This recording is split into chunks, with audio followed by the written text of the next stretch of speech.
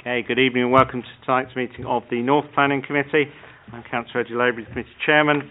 I'm going to do the standard administration before I start, then I'll take you through the running order of tonight and how the meeting will work. I know some of you may be familiar with this, some of you may not, so I will take you through it in a moment. Can I do apologies for absence first, please? We've got apologies from Councillor Morse, Councillor Oswell and Councillor Taduju, and subs are Councillor Curling and Councillor East. Can I have any declarations of interest in matters coming forward tonight's meeting? We've got two sets of minutes in the bundle. Councillor Higgins. Yeah, I'd just like to raise on page 2, item 88, St Helens School. I think we did actually discuss this where we said that they would have a construction plan, because obviously the road is very narrow and gets very busy most times. That does accord with my recollection, but what I will do, as I did before, is I will ask for those to be taken off tonight and to be brought back to us once the full record's been checked. But I do recollect that discussion that we had. Can I then take the minutes of the 11th of January? Are they approved?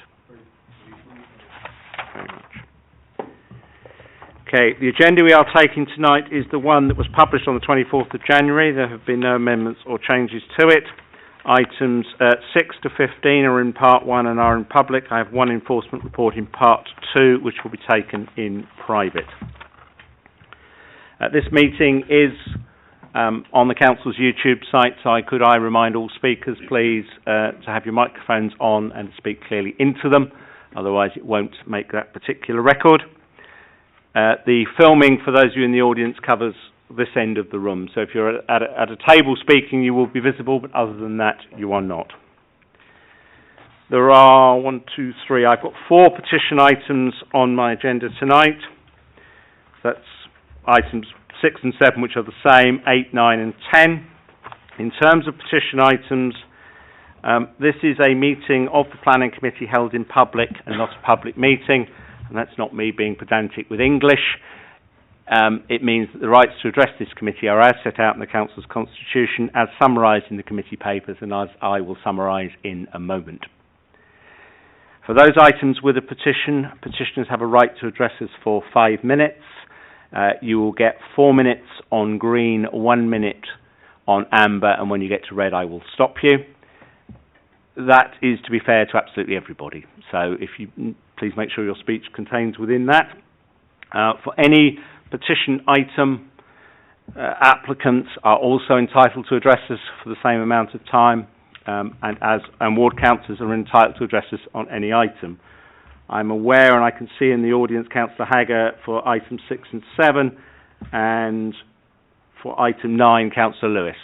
That doesn't mean there won't be anybody else, but that's all I'm aware of at the moment. Members may choose to ask questions to any petitioner. They may not. Don't attach significance to that. It just means they've understood what you've said. If petitioners raise new planning issues, I will note them down and deal with them with officers at the end rather than take them out of your time. The other point to make is that once you've done your speech, that's it. We don't there's not a running debate goes backwards and forwards, as sometimes tries to happen. So that we will just make sure that isn't the case.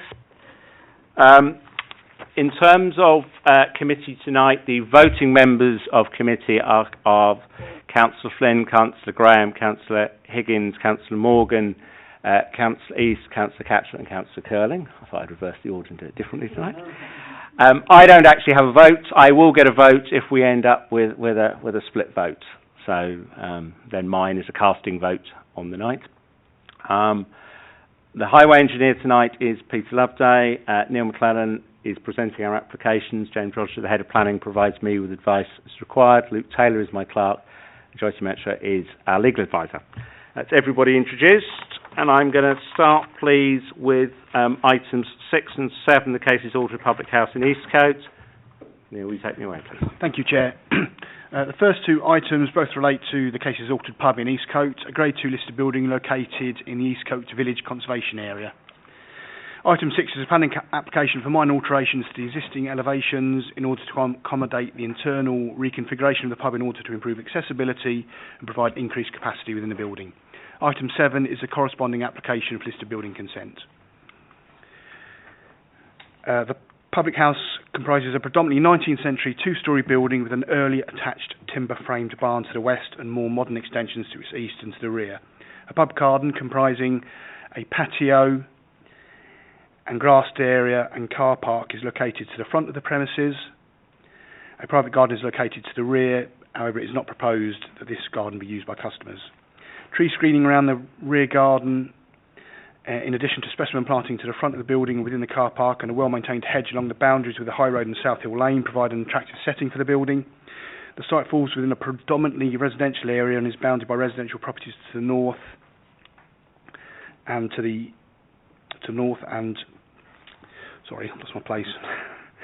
and east and west. Public open space along the River Pin corridor is located to on the opposite side of the High Road to the south, and Eastcote Cricket Club lies beyond South Hill Lane and residential properties to the west. It should be noted that a single-storey extension to the rear of the building that was originally proposed as part of this application has now been omitted from the scheme. Some residents have raised concerns over the impact of the proposals on the surrounding highway network, and many are very strongly opposed to the scheme due to concerns regarding parking and highway and pedestrian safety. Nevertheless, the Council's highway engineer has raised no objection, and given the minor nature of the alterations now proposed, it is not considered that refusal could be justified on this basis. The proposal includes raising the number of car parking spaces from the current 26 to 28. Approximately 39 square metres of additional floor space is proposed. So if I take you to the, this is the proposed internal layout of the pub, and if I go here, the highlighted area is the increased customer area available to customers by relocating the existing kitchen and ancillary stuff into this part of the building. It equates to about 39 square metres of additional floor space. This will add 14 covers to the pub's capacity, taking it from 82 to 96 covers. Some residents are also opposed to the scheme due to concerns regarding disabled access. However, the applicant has fully taken on board the advice of the Council's access officer in this regard, and officers are satisfied that given the constraints posed by the Grade 2 listing of the building, the proposed arrangements offer an acceptable solution in this instance. Only minor external alterations involving the creation of new openings to install new windows or doors, or the blocking of the existing alley and undercroft area, which currently provides access from the front to the rear of the premises, and minor changes to car park layout are now proposed. Following the submission of amended plans which show the omission of an originally proposed rear extension. Internal reconfiguration works include relocation of the kitchen and toilets and repositioning of the bar and associated alterations to internal walls and doorways. The Council's Conservation Officer has raised no objection to the revised scheme, subject to conditions. The proposal is considered to comply with the relevant local plan, London plan and national planning policies, and accordingly both applications are recommended for approval. I'll just take you through that's the photos. That's the front of the pub. So this is the large beer garden and car parking area located to the front. That's another view of it. Lovely building. And that's the private rear garden to the rear. Some internal shots of the pub. Thank you. Oh yeah, and also there's an extensive addendum setting out additional comments received from consultees following the publication of the committee report. Thank you.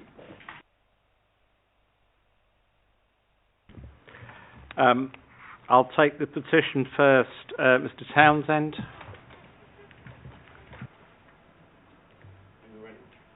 I live next door to a thriving pub, and with my family have done so for some 32 years.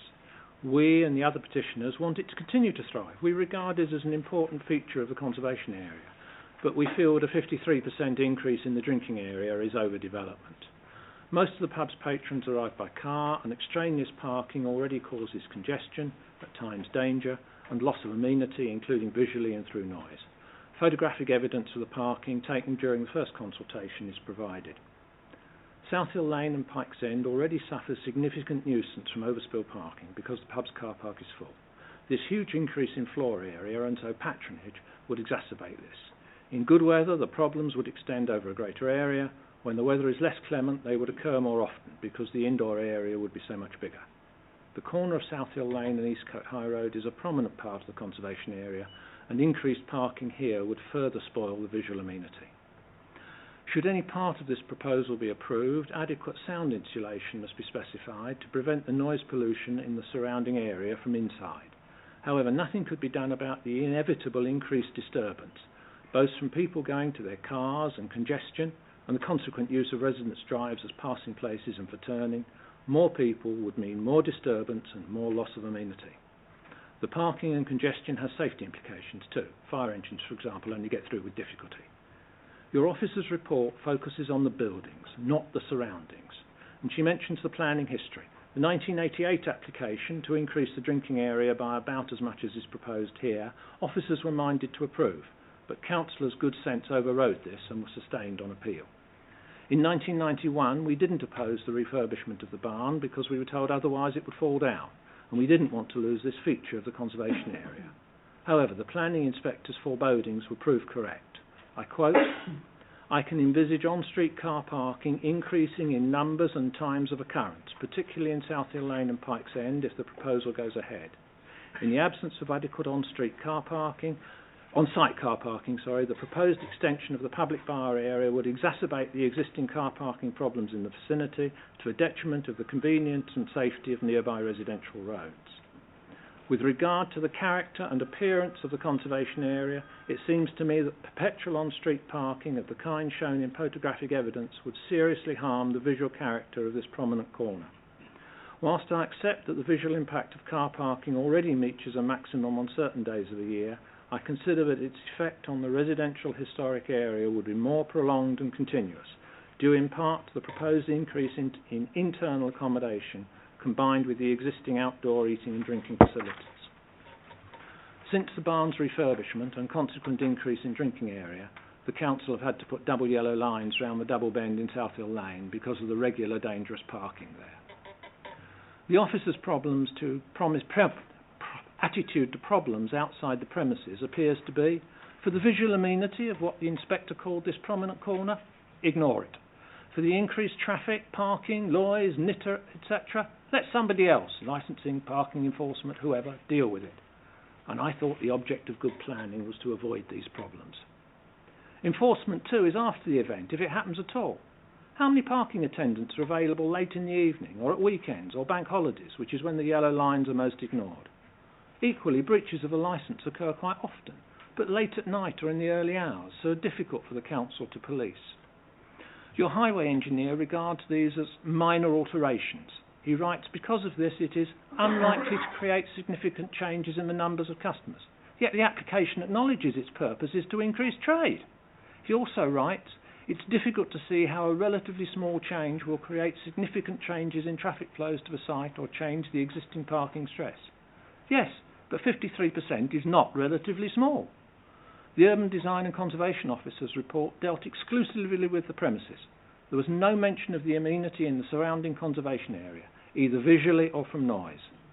The officer's report devotes 3 paragraphs to planning issues relating to pubs. These were written in the context of ailing pubs, which many are, but this is a thriving pub, and the overdevelopment is not sustainable here. The London plan and those of the borough give comprehensive grounds for rejecting this application, which we urge you to do. In the printed notes are relevant planning policies, which we respectfully command to your attention. Thank you. Do members have any questions? I have one, but do members have any other questions? I'm just slightly confused, so perhaps you can help me. You keep talking about 53%, but my maths on what the officers have just given me doesn't give me it, so I'm just asking, could you clarify? The licensing officer told me that the present drinking area was 99 square metres, and I'm working from the published plans, which quote the drinking area on them. So of how much? 152. 152, 153 is on the plans.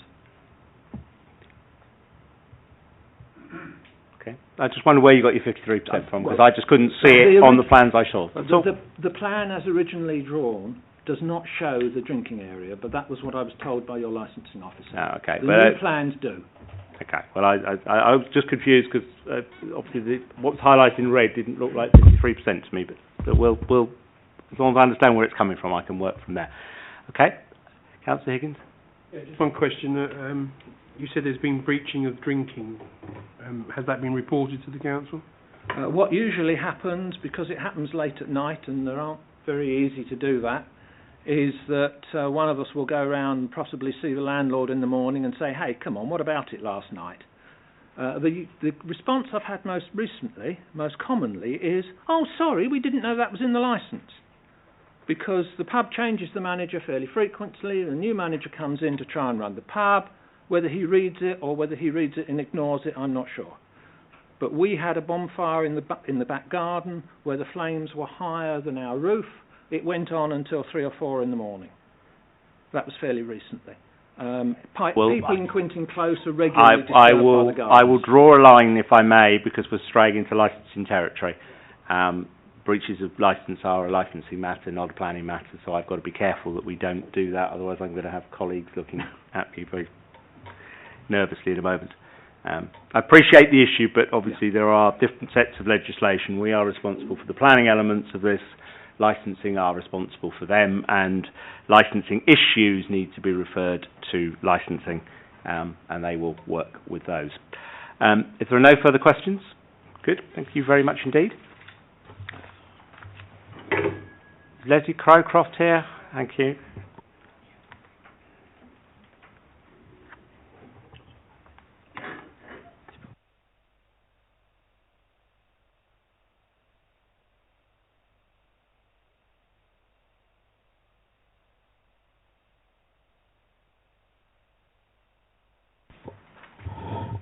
Good evening, I'm Leslie Crowcroft, the Eastcote Conservation Panel.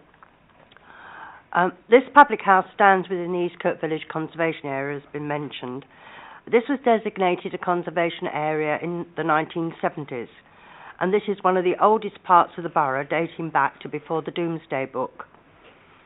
It is one of the most charming country areas in Eastcote. Consequently, all the roads are converted tracks, narrow and twisting, and not suitable for the traffic demands of the 21st century.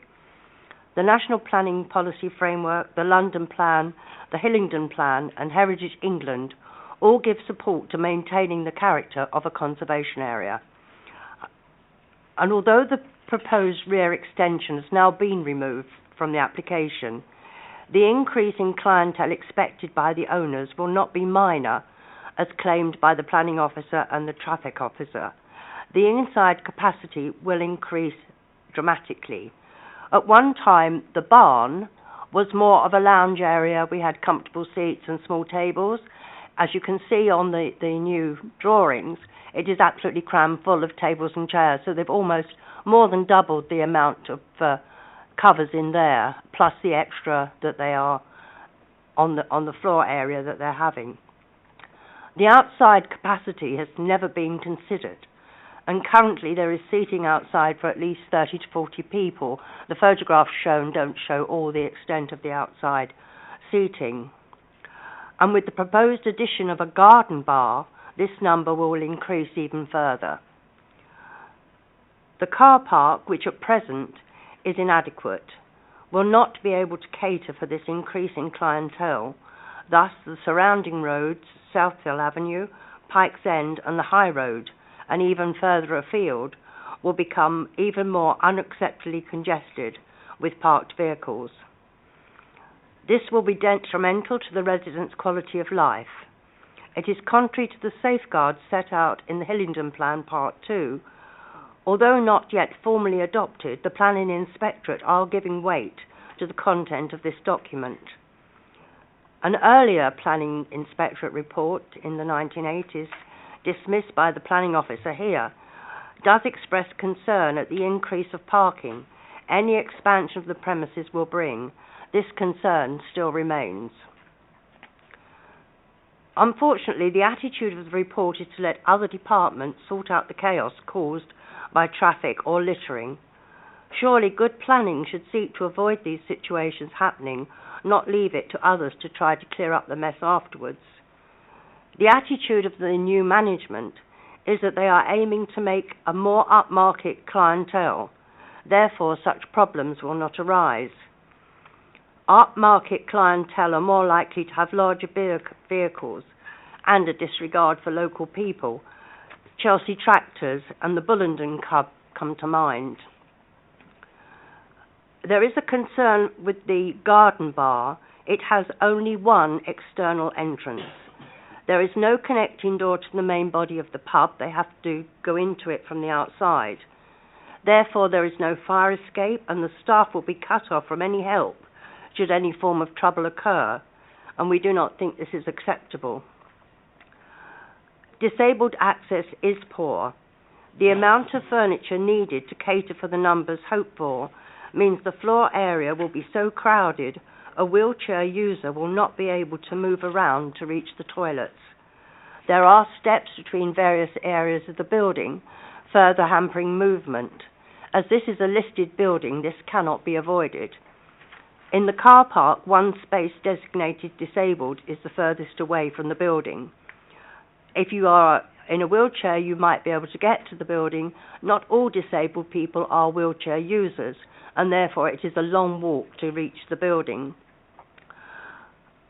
I would ask the committee to make a site visit to assess the surrounding roads and the internal layout of the building to see the actual how hopeless this is going to be.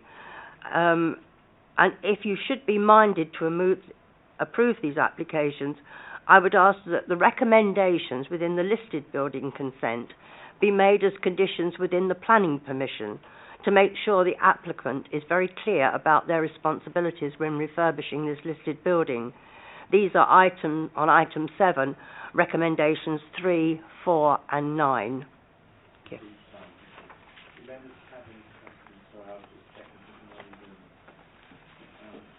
members have any questions? Okay, thank you very much, Lee. On behalf of the applicant, is there somebody here?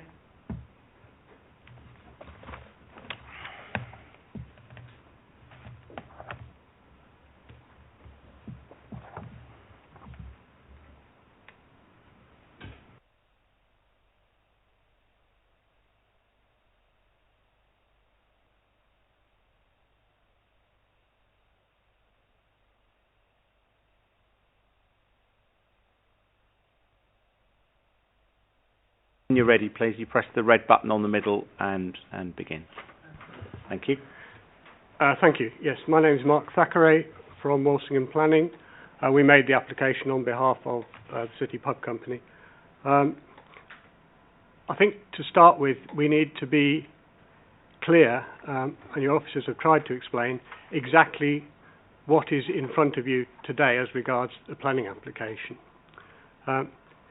Internal alterations to the layout of the pub require listed building consent, and we have applied for that, but they don't require planning consent.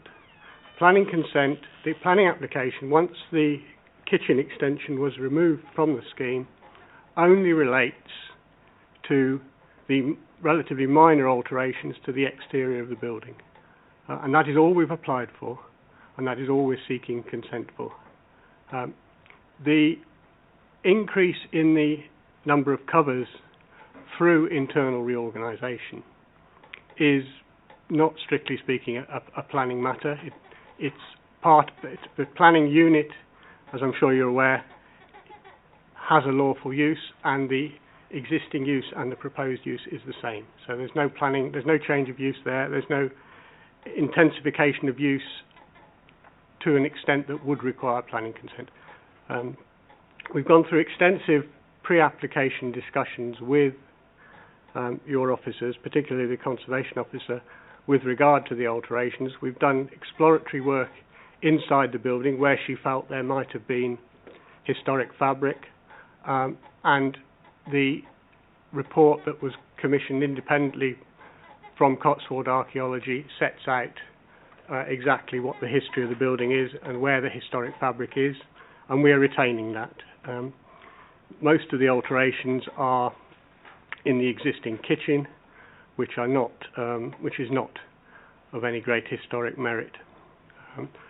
As your officer said, we are not proposing to use the rear garden area for any purpose. The garden bar is merely a method of serving customers who are in the garden rather than a bar itself per se. It's mainly related to the bottle sales, with the bottle store quite close to it. The existing building's got a huge cellar, and that is why we have the space available to us to change the layout and increase the floor area of the bar. As I say, that doesn't actually need planning consent and is not in front of you today as an option.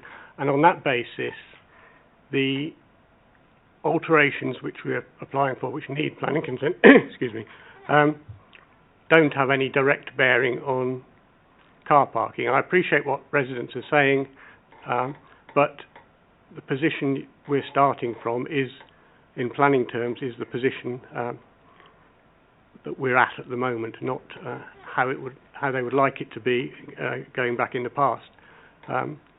Of course, it's a commercial enterprise, and they do expect to make a return on their investment in the alterations.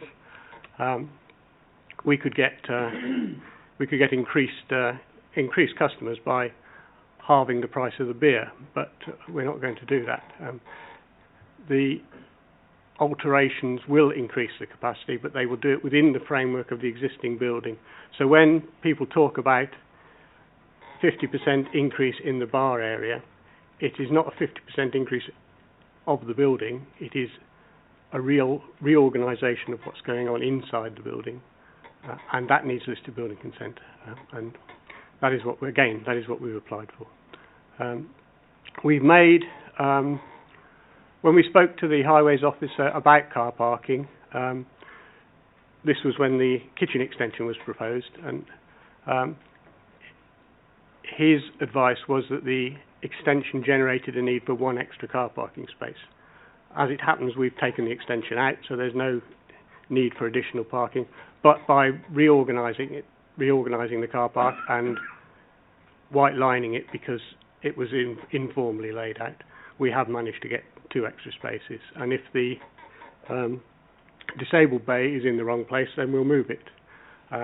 The disabled toilet that we put in was specifically done on the advice of your officer. We had it at the back of the building. He said it has to be at the front, and that's what we've done. So I believe we've done all that could be reasonably asked of us, given that it is a relatively modest application. Thank you. Just about made time, thank you. Does anybody have any questions on anything that's been said? Councillor Curling. Yeah, just a question about the garden bar. I'm not sure I fully understood your explanation about the garden bar. We start, if you can see it on the drawing. Can you put your microphone on, please, so we pick it up on the record? Sorry. It's a servery, so there will be someone in there serving bottled drinks to customers who come up to the kiosk. Effectively, it's like an ice cream kiosk, but it will be serving drinks mainly from the bottle bar, which is related to the cellar on the right of the building. Does that make? There won't be any members of the public in it. It's not that sort of bar. No. Facility to serve people already in the beer garden, effectively. Yeah. Okay, that's fine. Understood. I sense no other hands, so thank you very much. Councillor Hagger, do you wish to add your comments to this?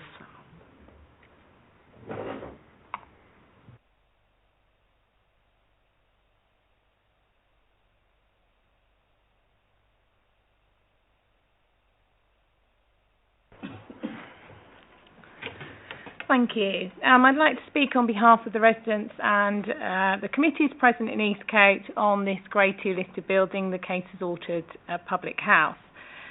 Eastcote is a thriving area of listed and sought-after character buildings, and this, the Cases Orchard, being no exception. I have looked and studied in great depth the numerous drawings that have been submitted and then redesigned, changed, redesigned and changed again. And I can see that officers and the owners have worked extremely hard together in reaching what seems to be a suitable compromise. However, as the plans come before us tonight, the final documentation, I would like the officers to consider carefully the residents' and committee members' reasoning behind these objections. And the reason mainly being overdevelopment. I won't go into great detail as we have already heard much about the issues surrounding this application. However, I would like to make a few concerns that the residents have made very clear. One objection being the layout of the building and the increase of customers.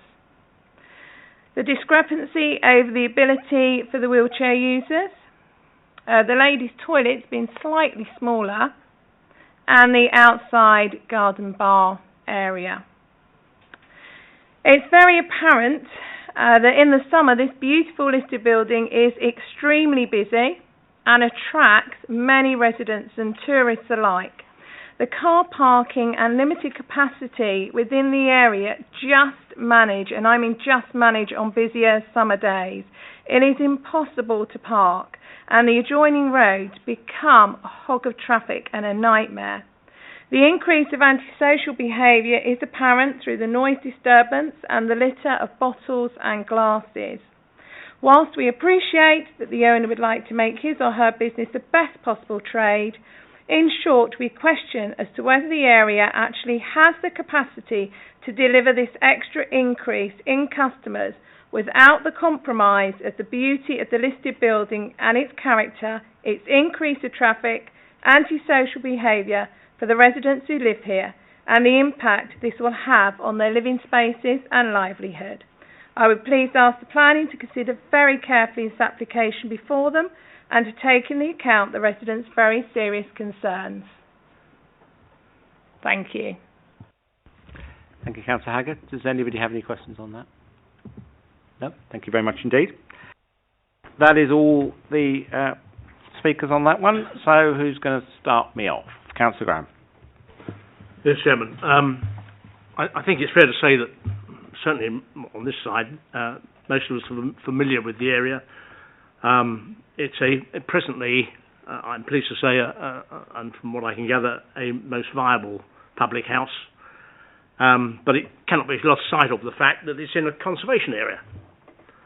The car park is presently inadequate, and we know that most likely, with the intensity of further use, it will get worse, and we can't ignore that. The outside capacity has over years increased and will increase more. In my view, the area is not suitable for any extra traffic demands, and there's no doubt that the overall situation there, currently and for the future, if we're not careful, will continue to be detrimental to the residents' quality of life, as was stated by Mrs. Crowcroft. So for all those sort of reasons, I'm disinclined to support the application. Thank you, Chairman. Councillor Rees. Thank you, Mr. Chairman. I'd like to support what the residents have said. Although it has been brought forward to us that increased capacity within the building doesn't need planning permission, I fail to see how that won't impact upon the whole service within the area. It's bound to increase, definite usage, which will again impact on the residents. The parking as well is going to increase. I don't want to go over what's already being said, but I do feel, although they've said that, what they want to improve within the area wouldn't impact, I can't see that because if we're increasing 25 spaces, covers, it's bound to have some sort of impact. There is a little bit of clarification here. The extra space which they're actually asking to use is in yellow, which is 14. I believe the head of planning will confirm for me in a moment, but in fact, if this wasn't a listed building, the applicant could change the internal layout of the rest of it and doesn't need our consent. So we need to be mindful of that. I'm not saying it's an overriding factor, we need to be mindful. Rather than give a sort of lengthy response, I concur with everything that was said by the speaker on behalf of the applicant. In terms of this issue about how big an increase is it, I think the plan behind you is actually the clearest way of explaining this, that area in yellow is currently what I would call back of house, and it would become front of house, used by customers. I think once we start going into different numbers, it's going to get a bit confusing, because there was the first petitioner referenced a figure he'd received from our licensing officer, and then which is not on the plans, and then referenced a figure 152 square metres that is on the plans. So I think that's you're comparing two different things that aren't the same there. I think the easiest way to explain this is that there is an increase in the internal the internal area used by customers, but there's no external increase. So our highway officer can comment on the highway implications, but I think there's a technical issue here that I'm not sure members can refuse this application, but I think that will come out when we discuss it further. Okay, I'll go Councillor Higgins, Councillor Flynn. That is my problem. I do sympathise with residents. I've used the place before in case it's altered. When it's busy, I just go to another pub. But it's by the by. I'm not prepared to be waiting for when I go out to see friends. But anyway, that's my only opinion. The real problem here is there is really no grounds for us to refuse this application. I mean, no matter how much we can debate it today, the point is that internal layout has got nothing to do with us, and that is the biggest problem. So these 14 extra covers could happen with our consent or without our consent. So on that issue, I don't think we'd have a leg to stand off if we took it to the inspector. So I cannot go against the officer's recommendation on this with a heavy heart. I really do say that. But that's my opinion on this matter. Well, I'll help it. Yeah, I'll bring the pilot officer in a minute. Councillor Flynn, sorry. Thank you, Mr. Chairman.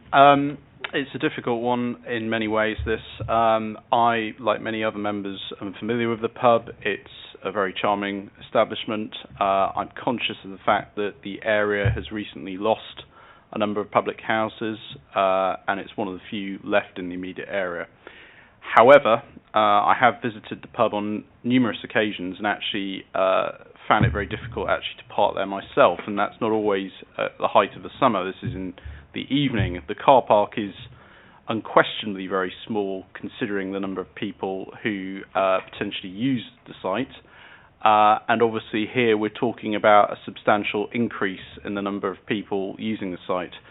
My only real concern with the application is parking. I appreciate that the applicant has done quite a lot to mitigate heritage concerns, but I am conscious that a lot of the roads surrounding the pub are blighted by traffic and parking from people using the pub, and this will make things a lot worse in those roads.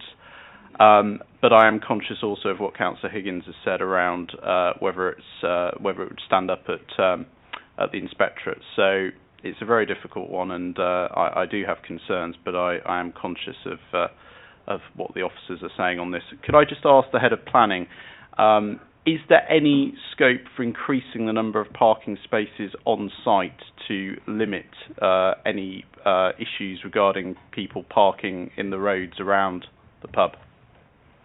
Extra space on site that could be utilised for parking. Well, the applicant has gone through that exercise, hence the additional 2 spaces. So we've already beyond covered. Two spaces is pretty minimal, really. No, it would infringe on landscaping that's important to the character and appearance of East Coast Conservation Area. But we have already done that exercise. I think it's more tarmac, less plants, I think would be the problem with that. Perhaps I'll bring the highway officer in at this point for some observation. Thank you, Chair.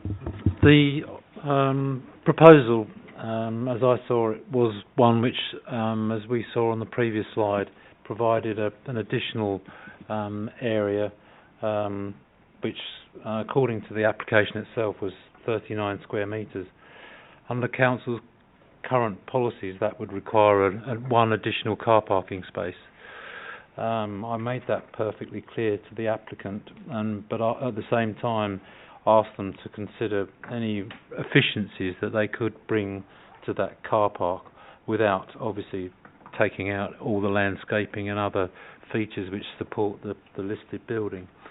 And hence the applicant put in a revised layout, and including the marking of the spaces, which at the moment, without that, they currently there's not an efficient use. Even the space that is available, there's not a particularly efficient use. And it was on that basis of that I considered that the application was not a significant traffic generator. Thank you for that. Councillor Curling. Thank you, Chair. I concur with what's already been said around the table. I do have sympathy with the petitioners and the residents. Likewise, I've used the pub on several occasions, and yeah, most people have, I think. And it can be difficult to park, and I don't wish to add to that parking misery. The trouble is, I think we're snookered by the planning legislation. We have to work and make decisions that are based on planning law and not always on common sense. So I'm finding it very difficult to find a planning reason that will support the residents in their opposition to it. It's one of those ones where I think we're reluctantly forced in one direction and one direction only. Okay, Councillor Morgan, then I'll take Councillor Higgins, and I sense this. Thank you very much, Mr. Chairman. I don't actually think I can add a great deal more to this conversation. You know, as it's already been made quite clear that the alterations are internal, and you know they could go ahead without coming to us in the first instance. You know, we are snookered. I don't think we have any option on here. I'm very reluctant because I know exactly what this place is like. You know, I first visited the cases altered back in the mid-1980s when there weren't so many cars about, but it was still a problem to park. So, you know, what can you do other than perhaps ban traffic? But I don't think we can do that. Councillor Higgins, I'm going to propose and move forward. A few things. Firstly, I agree with Mrs. Crowcroft that we should move the grade 2 to both sets. Anyway, okay. Take the head of planning guidance. Oh, yeah. Okay, fine. And the other thing is that obviously with this self-service bottle bar, that can we make sure there's proper recycling facilities for the bottles to be actually placed in the recycling area, which would make it a lot more common sense than we don't have litter going across and all those. Okay, I think that's it. And I'm so moved forward to the recommendations of those. Can we just take the listed building point? In fact, one of them is already covered. 9 is already covered by 8. It's an exact duplication, so that doesn't need to go in again. 3 and 4, do they belong in the planning consent as well as the listed building or not? The normal practice is to not put all the listed building consent conditions in the planning because there isn't actually a need to do that because you know, if those conditions are breached in listed building consent, we can take enforcement action. We don't need to put them in both. And it isn't normally good practice to do that. Okay. We'll take your guidance on that, James. What I was going to say though is there was references through some of the petitioners as to whether additional conditions could be added, and I had actually made a note that there was one that could be applicable, which relates to a condition required a litter and waste management plan, which I think touches on your point. So. That was the only extra condition I'd made a note that could apply based on what petitioner said. Well, I would.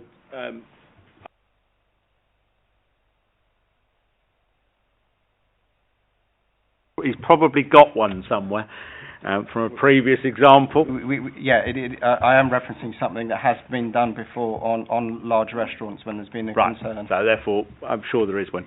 Right, Councillor Higgins has proposed we take item 6 forward as per the officer report, together with the amendment we've just discussed. Can I have a seconder for that, please? Councillor Catcher, thank you. All those in favour, please clearly show. 1, 2, 3, 4. All those against, please clearly show. 2, and 1 abstention. That's 4-2-1. That makes a sort of neatness of the night. That one's approved. Can I take the listed building consent, which is item 7? Councillor Higgins, are you going to propose that for me? Councillor Catcher, will you second? All those in favour, please clearly show. 1, 2, 3, 4. All those against, please clearly show. None. All those abstaining. That's the other 3 then. That's 4-3. It still goes through. Right, those 2 are approved. And I will move on, please, to item 8, 219 Swakeleys Road, Ickenham.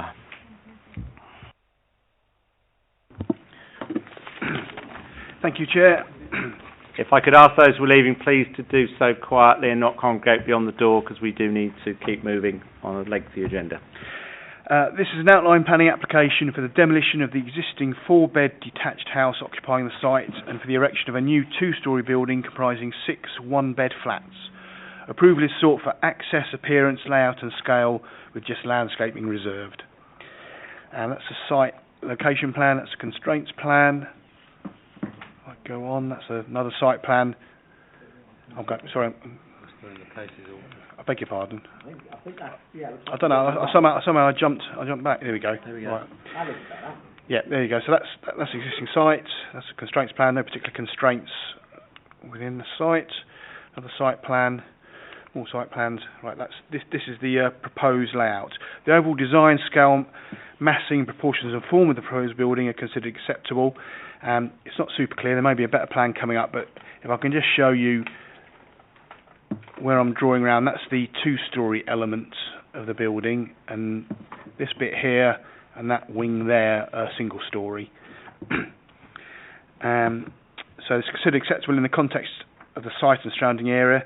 In terms of the impact of the proposed building on the surrounding occupants, the overall scale and siting of the building is such that it is not considered to have a detrimental impact on the amenities of the surrounding neighbours. This is a 2-storey extension currently under construction on the neighbouring property, so a 45-degree line from the window in that extension, in fact it may be finished now, it does meet the 45-degree test set out in our guidance. Having regard to Swakeleys Road, the council's of relevance to the consideration of the principle of the redevelopment of the site is paragraph 3.3 of our HDAS residential layout guidance, which restricts redevelopment of properties on a residential street to no more than 10%. On residential streets longer than 1 kilometre, the proposed redevelopment site should be taken as the midpoint of the 1 kilometre length of road to be assessed. Having regard to Swakeleys Road, the council has assessed the number of houses that have been converted over a 1 kilometre length using the site as a midpoint. The council identified 7 properties, 8 including the application site, where consent has been granted or already implemented for the redevelopment of existing houses with replacement flatted development. There are 86 properties on Swakeleys Road within that 500 metres each way of the application site. The proposal would therefore result in just under 10% of the properties having been redeveloped. The proposal would therefore not exceed the 10% threshold sought by policy. However, should permission be granted for the current application, it's likely to be the last one to be considered acceptable in principle, unless there are other material planning considerations which are of relevance. 6 car parking places are proposed, including 1 disabled bay, and 8 covered cycle spaces are proposed. The refuse bin store is located within 10 metres of the highway, so the scheme there is therefore considered acceptable in terms of its impact on the surrounding highway network. The application is considered to comply with the council's adopted policies and guidance and is therefore recommended for approval. So that's a front elevation, well, that's all the elevations, front, rear, and 2 side elevations of the proposal with some cross sections through. So that's the layout, with the parking to the front there, that's the rear garden. And that's the front of the existing building. Some other photos showing the rear and side. Thank you. Okay, we have a petition, Mr. Rainbow.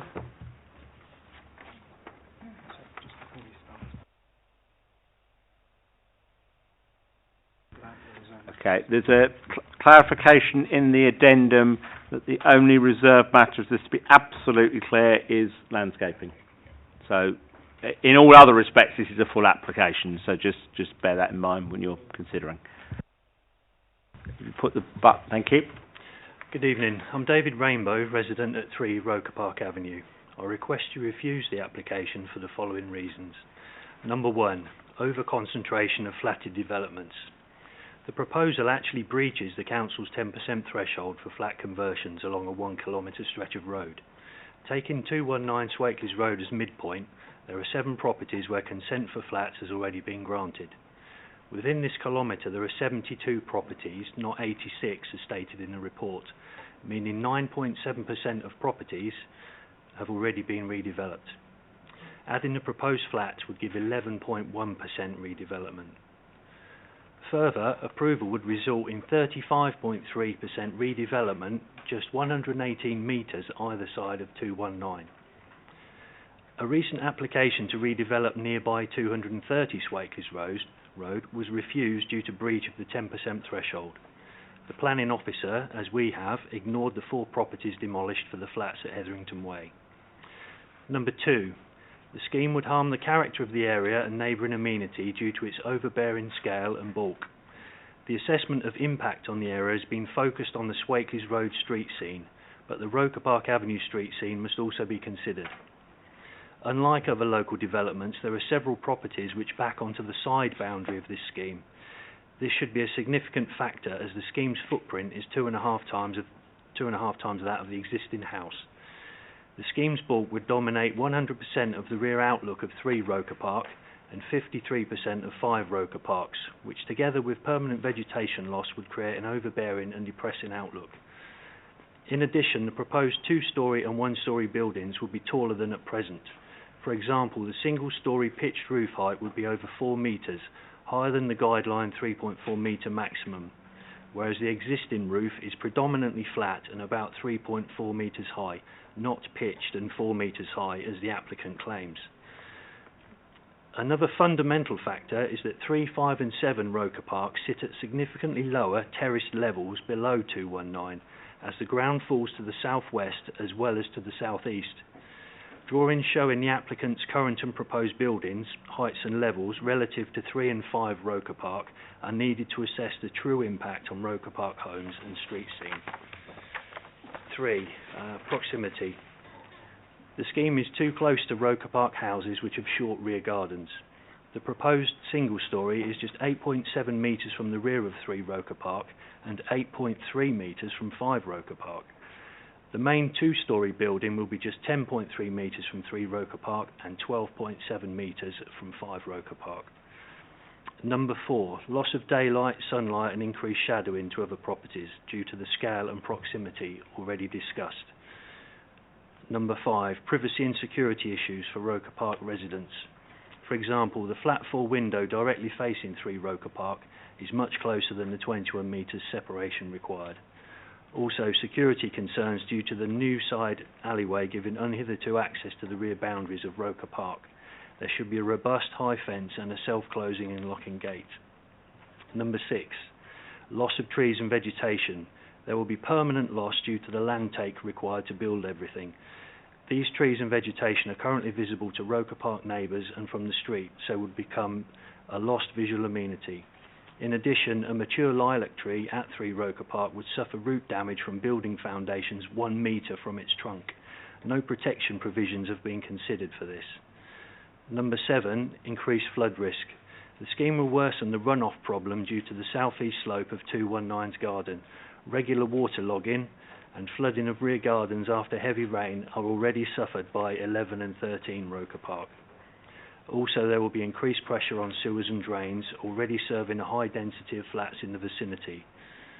Number 8, the scheme will cause traffic, parking and access issues both during and after construction. Swakeleys Road is already traffic sensitive. Roker Park and Ladore Green will suffer increased parking pressures. Access has been a problem with recent redevelopments. Refuse lorries and a help bus have already failed to get down Roker Park due to over-parking. In summary, the application breaches the Council's 10% threshold for flat conversions, and the scheme's overbearing scale, bulk and proximity harm the Roker Park homes and street scene in the many ways described. Thank you. Thank you very much. Do members have any questions? I picked up a number of specifics there that we'll follow through in a moment, but do members have any other questions? No.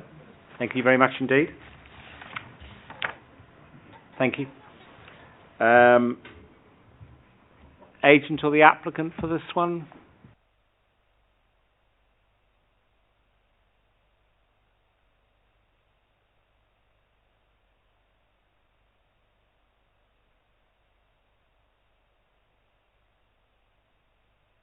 Ready, thank you. Good evening. Just a few points relating to... Could you just start with your name for the record? Sorry. Peter Norman, the architect. It's okay. Further to the points that were raised just in that discussion, the actual property is further away of 3 and 5 Roker Park than is currently. At the moment there is a single-storey extension that goes right up to the boundary.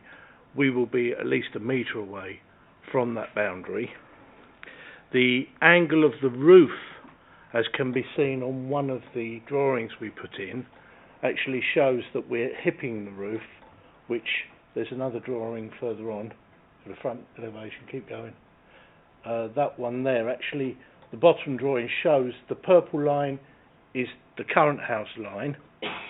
The proposed one is in solid there, which shows that the roof impact will be less than what it currently is, because we, instead of being a gable end, we're going to hit the end of the building.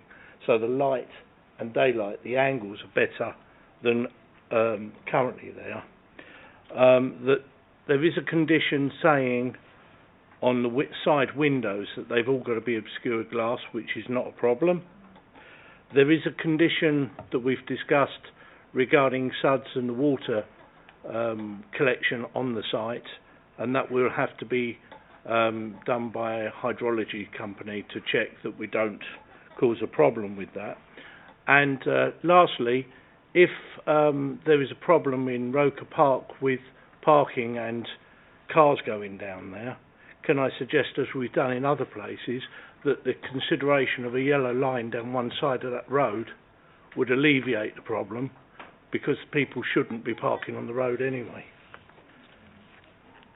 Thank you. Any questions? Sorry, I was just checking something myself. No? Okay, thank you very much indeed.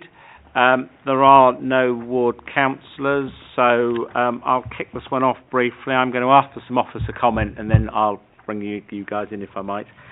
The first and most fundamental is calculations, because if we're outside the 10%, we have an in-principle problem. So are we? The petitioners are suggesting there's a miscalculation, that we should be basing it on 72, not 86 houses. I mean, are we absolute that our calculations are okay? Well, I did go through the calculation myself. I did go through the calculation myself. I'm convinced it's 86 properties. Unfortunately, I don't have the full OS map of the area in front of me to recount, but I did go through it. All right. I'll take that for a minute. I just wanted to start with that because that's fundamental, because if that's wrong, then the whole assessment of this is wrong. Can we also look at Roker Park? There's an existing building with a side extension. I accept it is closer than the current one, or the proposed one. On the side facing Roker Park, on the new building, is that single or double storey? Find the best. So that element there is single. Pardon.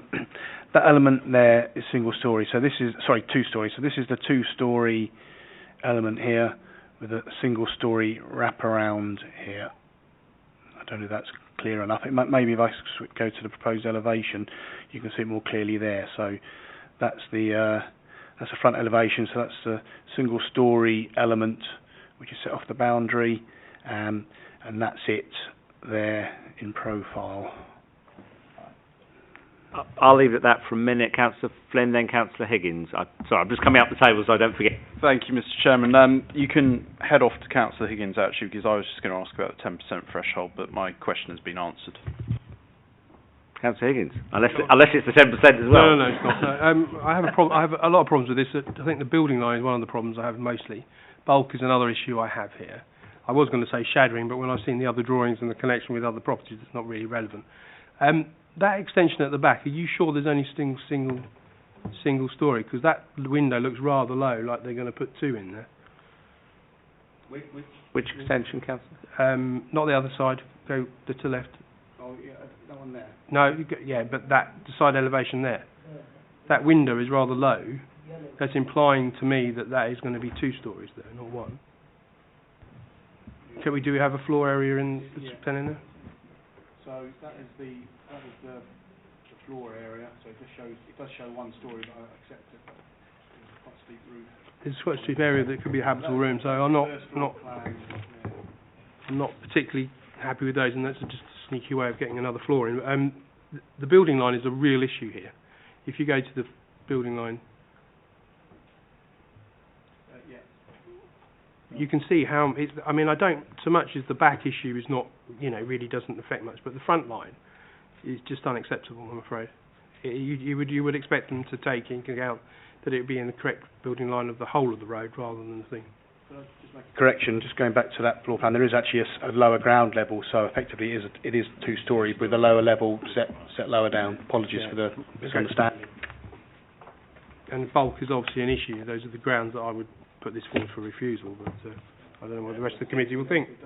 Can I just come back on the building line? There is a staggered, I think that slide shows it perfectly, there is a staggered building line going along, and all the architect is doing is reflecting that stagger in the building line. So I don't think we'd have a strong ground to object to this regarding the building line, and then you've got the Roker Park development that then completely breaks up that building line. I would argue with that, because saying that it is actually a little bit more than a building line. I can see the staggering, but you're talking about a building that is the bulk of it is just enormous. I don't think in terms of what they've done is they've taken the staggering, but then they've also taken the building line from the 4 houses down to make it so that it's acceptable for them to go that far back into the garden. I know that back gardens we can go up to 50% of planning, but anyway, that's my feeling. I just think it's okay. It's just too big. Councillor Castro, you did indicate. Thank you, Chair. It was a number of times that it was mentioned about the trees and vegetation. How much of it are we losing permanent, or is it being replaced? Just a concern, and just like to have a clarification on that, please. Thank you. Okay. Neil?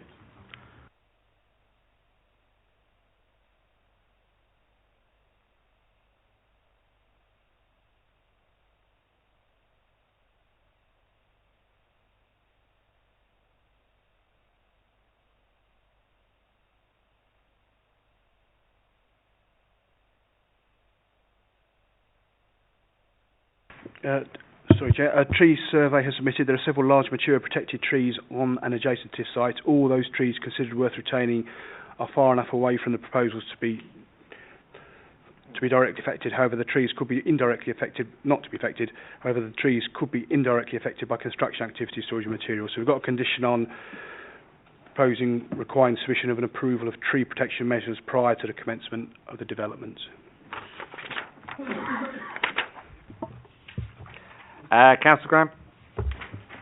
Yes, I'm referring to comments made by the petitioner who lives at number 3, Roker Park Avenue, faced as he is with this likely very large building immediately behind him. And I'm just anxious to know that the distances in all respects and the fact that there might be overshadowing have been considered, and that they aren't an issue. Which distances in particular, Councillor? Well, from the rear of his property to where the okay, easy enough. Development is. I just want to make sure I had the question right. That was all. I was it's shown. just double checking. Neil Jones, one of you. And the number 3 garden is very small, back garden. I think part of the issue, of course, here is, of course, there is already an existing building on the site, and that's part of it. Yeah, but let's just get that answer, and there's another one. I know where this is, but I just want to make sure I draw it out.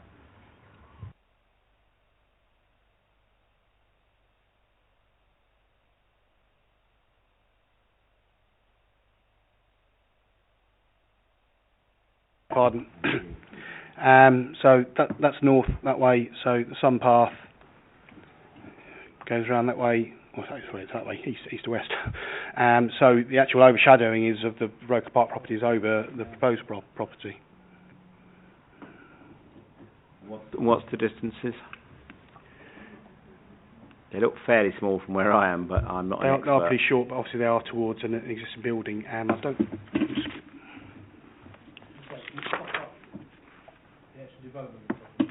Yeah.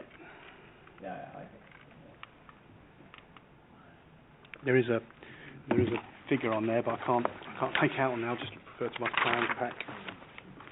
Doesn't look anywhere near 15 metres. Is what I was going to venture. The petitioners gave us a figure. I'm reluctant to use those, but just my looking at plans, I don't think it looks 15ish. Yeah, the distance is less than 15 metres. So what officer's done is taken the existing building and then judged, is the proposal worse than the existing building? That's how this particular application has been assessed. I pretty much guessed that's where we were, but could you then just clarify for me, that's what the existing building looks like in relation to 3 Roker Park. It's in fact right across its rear garden and coming towards 5. One isn't so bad because one is much further away. The existing building that's there, how much of that comes over the side of 3 Roker Park? So the 2-storey element is probably just over.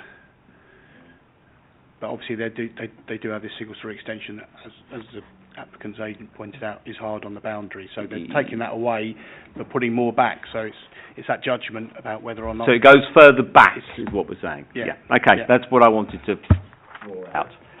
Councillor Higgins, does that help you or hinder you? It's helping more, even more. If you actually flicker between the existing and the thing, you can see that my point about the building line is that they've slightly gone over the jagged effect of it.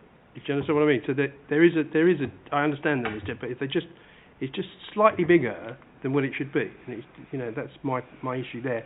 Also, that side is quite a heavily bricked area for people to be viewing from Roker Drive, and it's hideous. I mean, you wouldn't like to think. And also, the other problem is that the car parking spaces are actually backing onto someone's garden, someone's back garden. Whereas if the parking spaces were on the other side, they would actually back on the front. Where are the parking spaces? Sorry,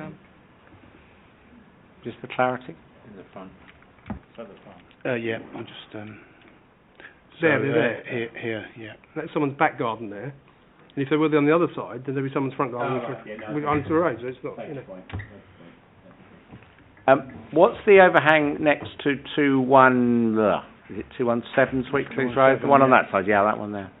You mean at the back or at the... Yeah. It may not breach the 45 degree, but wouldn't be the first time we'd turn something away because of a huge, long concrete wall or lovely brick wall facing you, 4 metres above you.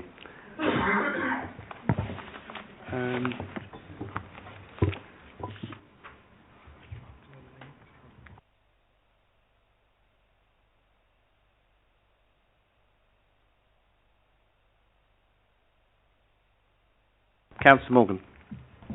Thank you very much, Mr. Chairman. I do actually have quite some concerns on this. If you're living at number 3 or number 5, you're now going to be seeing a brick wall, and it's very, very close to the boundary.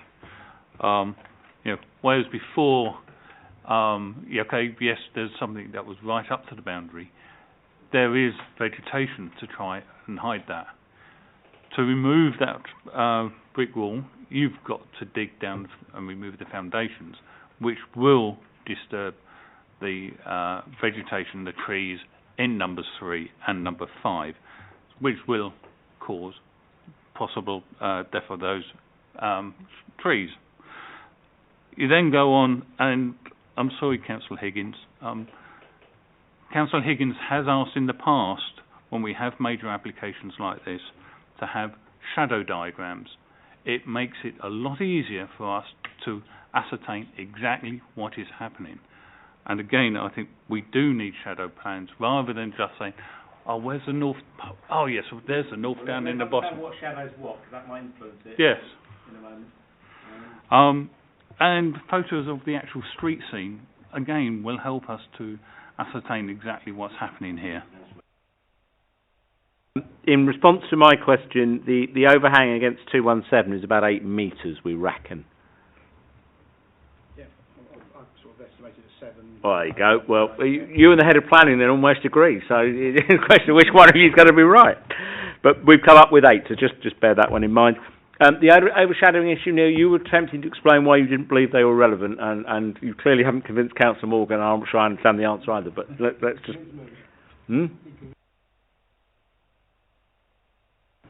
If I go back to the site layout plan, so that arrow there points north, so it sets out the orientation of the site.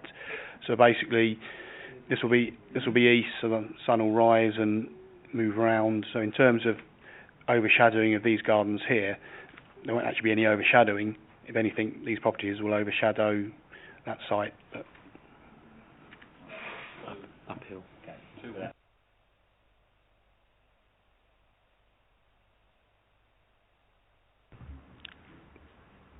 We have, I'm sensing a number of concerns here around the size and bulk issues in a moment. Oh, I have 2 more hands now. I was hoping to draw it to a close. Councillor Curling, sorry, go on.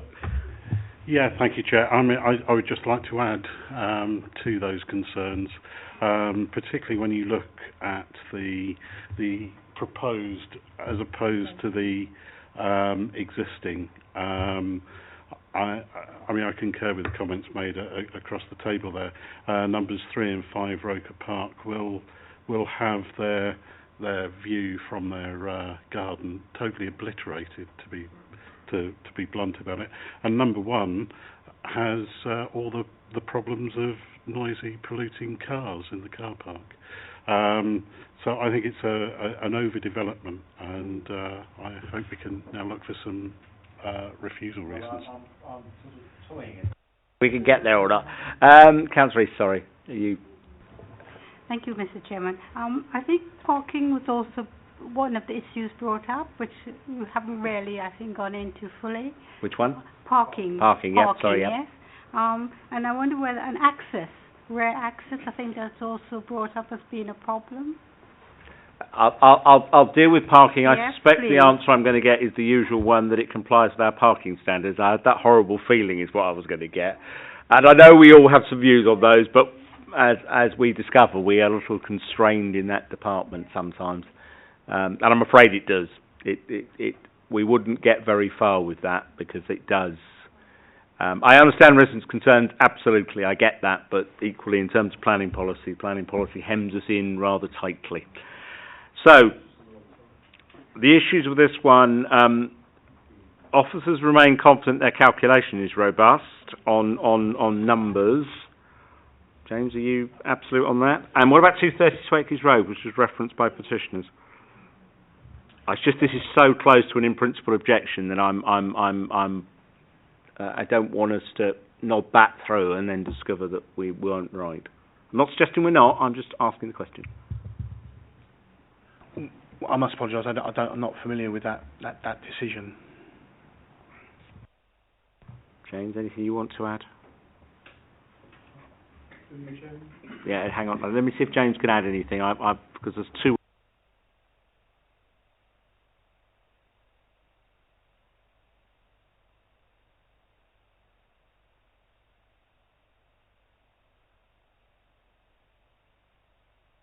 Sorry, if I can try and be as factual as I can.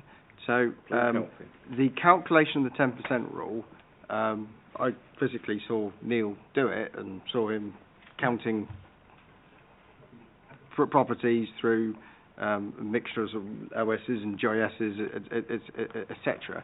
So I have some confidence that the report's not relying on a case officer, but actually on one of the planning managers. So I'm feeling comfortable over the 86, having seen Neil doing the exercise. Okay. Whereas I equally cannot memorise 230 off the top of my head.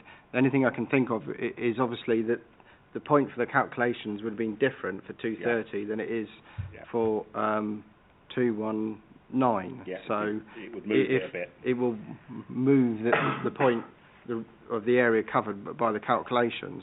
So that could explain why one has a different calculation from another site.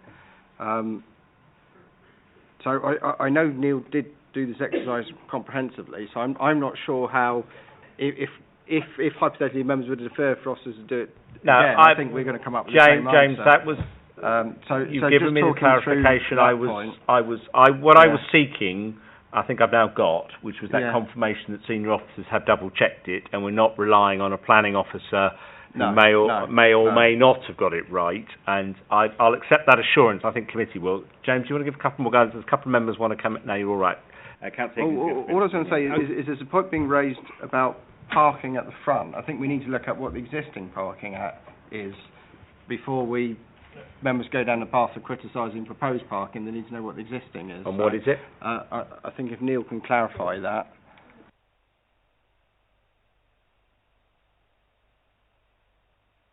Front forecourt obviously is entirely hard surface, or largely hard surface, so they do have parking all over it. So I thought that was the case. So I think you're going to have a problem with the front parking issue because the issue already exists. I think the front parking is probably less of an issue than the bulk. Councillor Higgins. Thank you, Chairman. The front parking is not the spaces is not the issue. It's where it's located is the issue.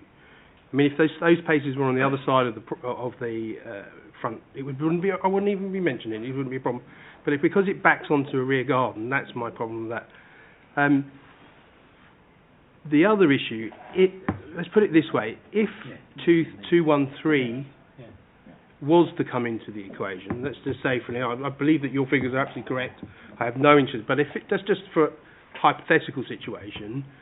If that wasn't taken into account, would it break our condition? That's what my question is as a committee member. So, as the point report makes clear, this is right on the cusp.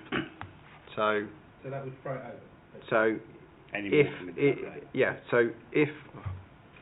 put another way, if there is a flatter development that's not been included in the officer calculations, that would throw this over the threshold. But the specific reason I asked Neil to do it was to try and make sure I think we had some clarity at tonight's meeting. I think I've got to accept that officers have done a thorough job on that for the moment. I think we come back to, perhaps James, you might help us with this a little bit, as to whether there is a case looking at the size and bulk, in particular in relation to where 217 is, and also the impact on 3 Roker Park, as to whether there's anything there. Because I think that's all we've got. Yes.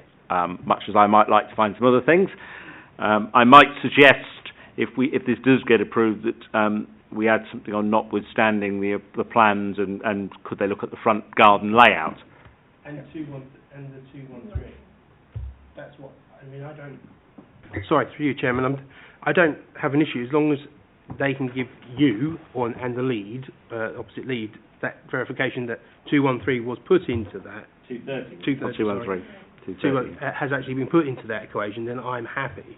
Otherwise, I think it's a non-starter. If it hasn't, then it's up for refusal anyway. So. Yeah. Let's just check the size and bulk bit for a minute, just because I think that's probably our last. I mean, just another factual point. This development has gone through quite a lot of plan changes, and it's quite. And I don't mean this is probably sounding a negative point. It's quite a contrived development proposal because it's been specifically designed all the sort of levels and heights to reflect what is there at present and the council's kind of standards with 45-degree line, etc. So when I use the term contrived, it doesn't sound as if I know I'm selling the scheme, but in reality, I know the architect. Every different aspect of this has been designed to try and snooker the council on the issue that you're raising as a concern. Yeah, I think that's the simplest thing I'd explain. In terms of, if members did have a concern, it would be one regarding the outlook, because as Neil has explained, it's not a daylight and sunlighting issue, it's an outlook issue, but you have to take the existing house as a base sort of situation. Can I stick something on the table here? I'm sensing a general concern. I think we're struggling, if I'm honest, to make our case totally. I actually think it's probably worth seeing it to see where the existing stands and where it will look. Once or twice when we've had these situations in the past with very big walls going down the sides of gardens, actually when you get on site, it either says to you, well, it isn't really a problem, or it goes, oh my goodness, it is. And it tends to cement a judgment fairly quickly as to whether the existing is already there and has already done the damage and therefore we are batting a losing wicket, or whether actually this has gone much further down and therefore there's something in it. So I would, as a suggestion to you, suggest we defer and have a site visit. How does that feel? Yeah, thank you, Chair. I think that's an excellent idea for a site visit. I mean, in particular, the main concern that I have, or one of the main concerns, is the fact that the existing building is less than 15 metres away from the properties in Roker Park. At the moment, number 3 Roker Park has a minor is affected in a minor way, whereas this proposal actually covers the entirety of that garden. That's partially what I was thinking, was to look at it from both sides. That needs to be viewed so that you can see what it would actually look like. Okay, so would Councillor Morgan? Thank you, Mr. Chairman. If Councillor Curling was proposing that, I was going to second. I would also, whilst we've got it on deferral, we will just double check that 230 was or wasn't included in the calculations and what happened. I don't think we could have done it otherwise. It's on deferral now, and it'll go on deferral if you all vote that way in a moment, and therefore we've got a second chance just to have another look. Chairman, obviously, if it doesn't meet that criteria, then you cancel the shut. We'll be expecting the report to reflect that commentary, if you take my drift. All those in favour of deferral for site visit, please clearly show. Thank you. That's deferred for site visit. Just for guidance for members of the public, the petitions on this one have been heard, so when it comes back, we will be looking specifically at the issues that have been raised when we pick up on the site visit. Obviously, it would be helpful. It's not absolute, but if obviously we would like to see the properties from both sides, so if we can, we obviously will, but we can't guarantee that because the only one we can ask to see is 219. But obviously if we can see it from the other side, it's obviously very helpful to us. So that was deferred for site visit. We'll come back to committee as and when that's been done and the output of that has been processed. I move now, please, to item 9, which is 1A Grove Road Northwood.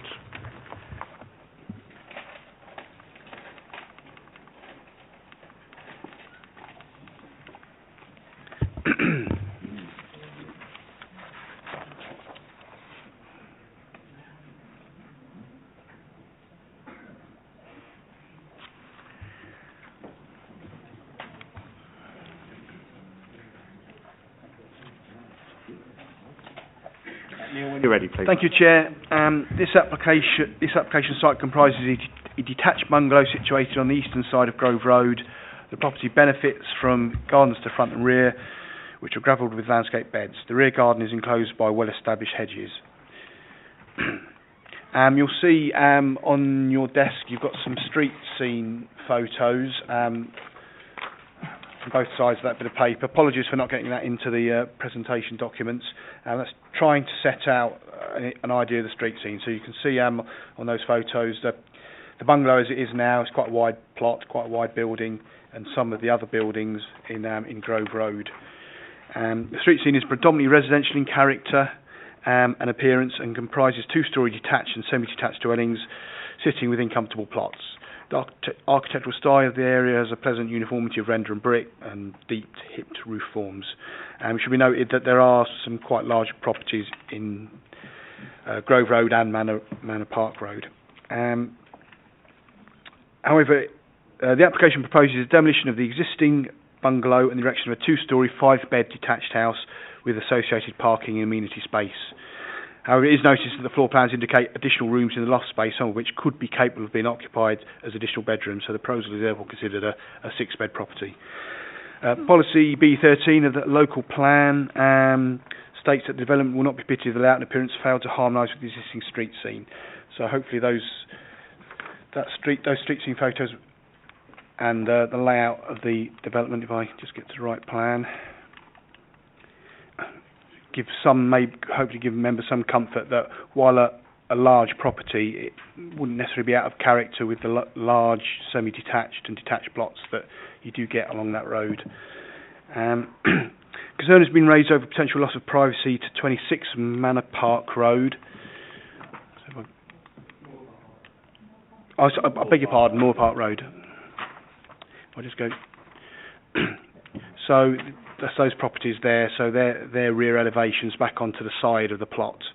And one of these properties, I believe it's that one, does have a swimming pool and outdoor patio area to the rear of their garden.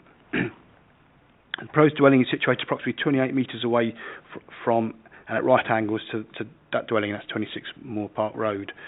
It is noted that the property benefits from an outdoor pool and patio area halfway down the garden, approximately 13.2 metres from the proposed rear elevation. Following concerns over the potential impact on this private amenity space, revised plans have been submitted to reconfigure the internal layout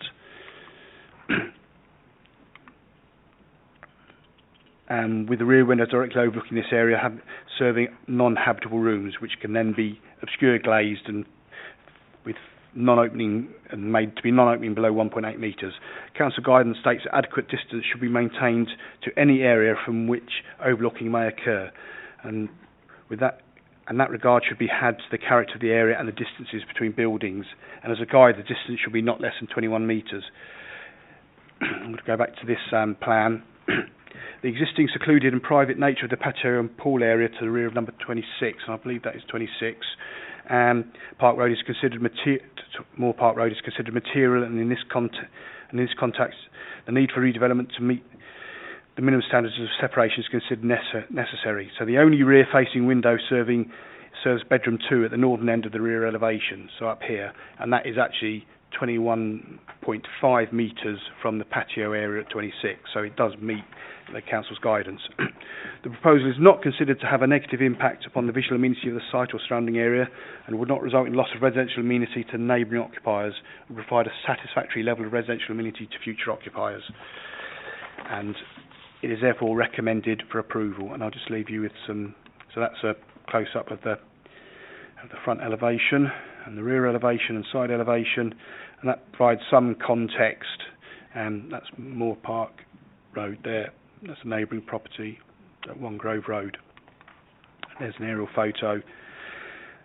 That's the existing bungalow, so it's quite a wide building now,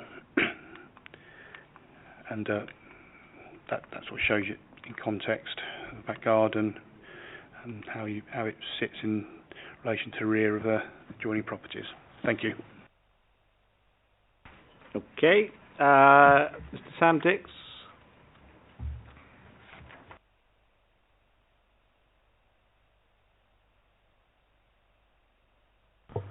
Thank you. Good evening, councillors and officers. My name's Sam Dix. I'm a chartered town planner from Smith Jenkins Town Planning Consultancy. I've been instructed by Mr. Bello, who's the lead petitioner against this application.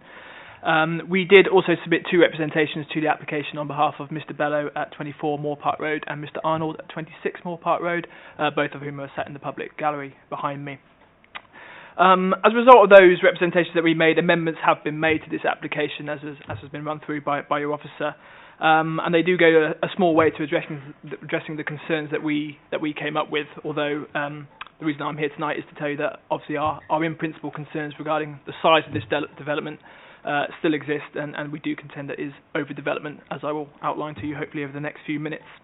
Firstly, I wanted to raise a few contextual points that, in our view, aren't given sufficient mention in your officer's report. Now, that's probably because they're not material planning considerations per se, but they are important points of context that you should consider in regarding this application.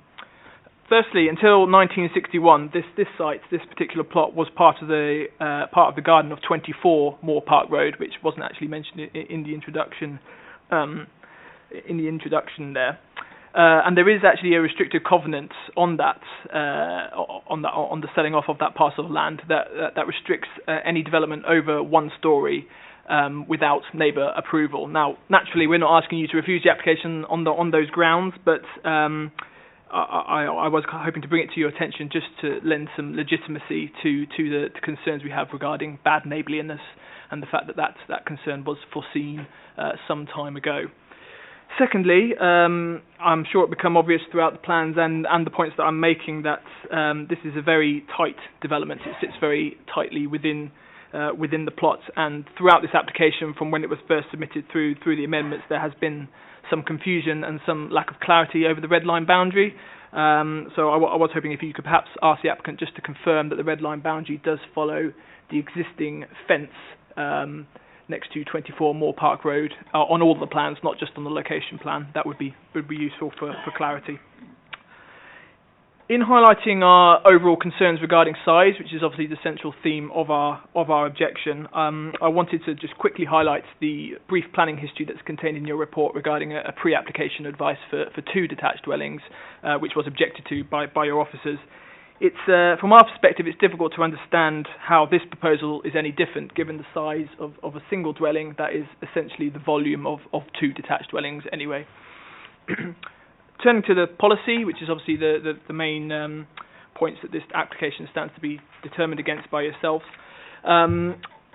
We acknowledge that the relevant parts of the development plan here are perhaps some of the most subjective policies within your development plan, and your officers have obviously provided their interpretation, but I'm hoping I can provide you with an alternative, compelling rationale to suggest otherwise. Firstly, policy BE13, as your officer colleagues have mentioned, requires proposals to harmonise with the street scene. Now, there's a degree of an assumption in that policy that all plots are capable of doing that. We would contend that the plot size, and particularly in this instance where it's a smaller plot than the rest of the plots on the street, is a constraint that should be weighed more heavily in the planning balance than is implied by your report. In particular, I'd ask you to consider how much smaller a plot could be, yet accommodate a dwelling that would fit in this street scene. Your officer referred to there being spacious plots, comfortable dwellings. We would contend that's certainly not the case with this particular dwelling and this particular plot. Nevertheless, the harm from this application isn't just to some notional sense of place or sense of character within the area. There is a genuine impact on residential amenity, and that is why our clients and myself are here this evening very concerned about this application. Policy BE22 provides that you should consider the siting, the bulk and the proximity of the proposals. Now, the report in front of you uses extensive measures of proximity. I'm sure that the 21 metre rule and the 45-degree angle, things like that will all come up in subsequent discussion. But even if you are satisfied with those measurements, you must consider the overall bulk and siting of the dwelling, which we have already established is within a smaller than expected plot size and sits tightly with the plot, particularly as the majority of habitable rooms at 24 Moor Park Road and 26 Moor Park Road are towards the rear of the properties. In terms of visual intrusion, the report reminds you there's no right to review, which is correct. Don't disagree with that, but that's not the essence of our clients' concerns. A development can be oppressive and overbearing without compromising views, and in researching this application I did actually find a similar dwelling in terms of size on Dean Road that was refused for being overbearing and oppressive for neighbours. Finally, in respect of privacy, and 26 Moor Park Road in particular, you should note that the main way this has been overcome is by reconfiguring the internal layout. You'll be aware of a standard condition attached to permission to build in accordance with approved plans, but I must stress that once this development is completed, you'll have no control over the internal layout, and the TV room in particular would easily be returned into a bedroom, thus highlighting the overdevelopment of a 7, perhaps even 8 bedroom dwelling on a plot of this size, and the likelihood of increased overlooking in respect of 26 Moor Park Road. Thank you. Thank you. Do members have any questions? Nope. Thank you very much indeed. Anyone but here on behalf of the agent or the applicant for this one?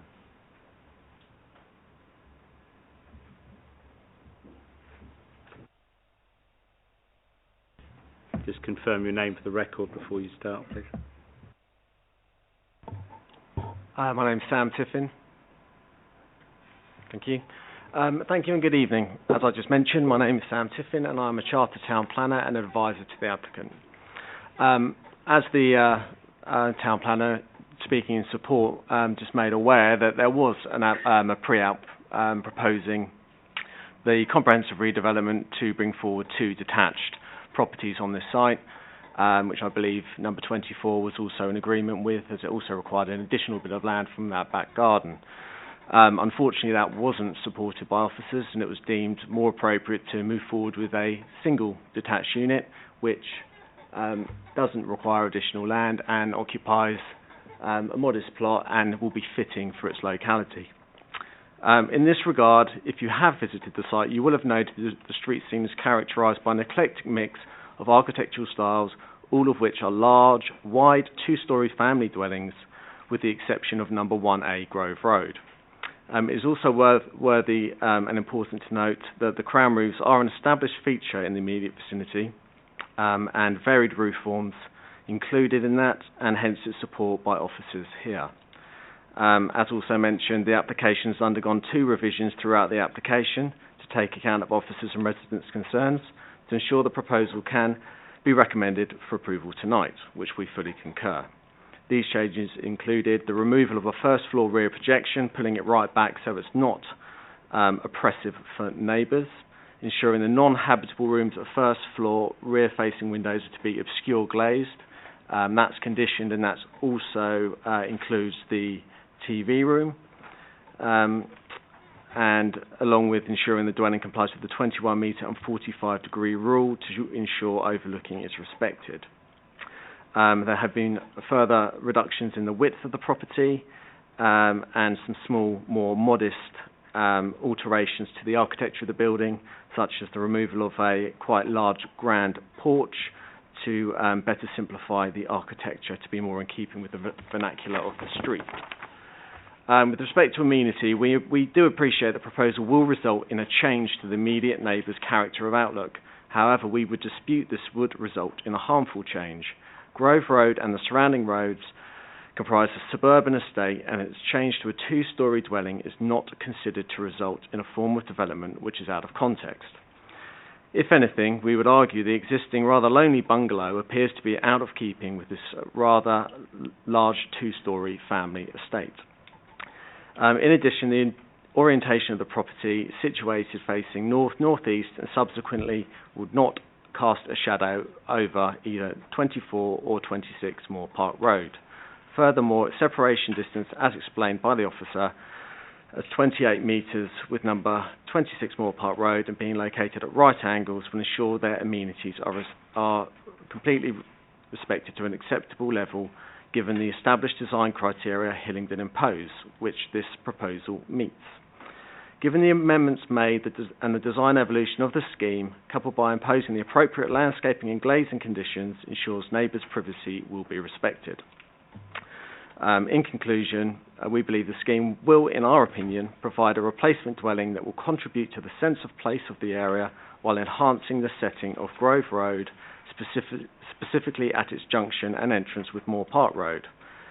For the reasons within the officer's report, and as justified, we courteously request that members support your officer's professional assessment and vote to approve the application before you. Thank you.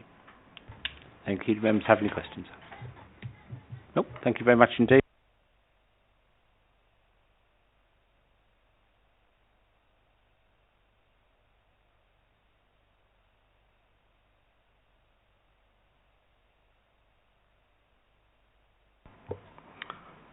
My thanks to you, Chairman, and the committee for giving me this opportunity to speak against this application.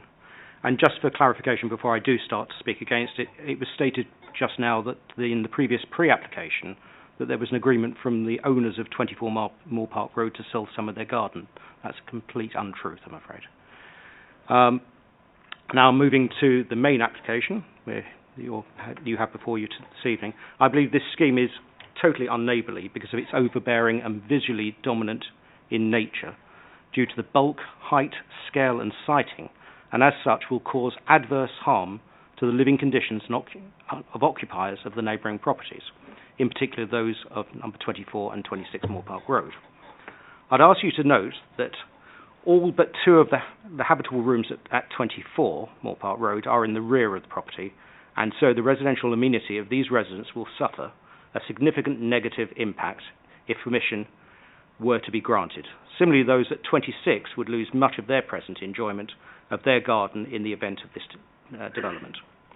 On page 82 of the agenda, in the third and fourth paragraphs, the council guidance for separation distance is stated to be not less than 21 metres, but in this case, the degree of separation fails by being only 20.39 metres. In considering whether a separation distance is adequate, it's also stated that regard should be taken as to the character of the area and the distances between buildings. Looking at the block plan, there doesn't appear to be any other building in the vicinity to have anything even approaching this proximity of separation in their back-to-back or back-to-flank distances, as that considered acceptable here by officers. I also believe the development is completely out of character with the area. As you can see under the summary on page 73 of the report, it's stated that the LPA will seek to ensure that the development within residential area complements or improves the amenity of the character of the area. It's hard to see how this scheme does that.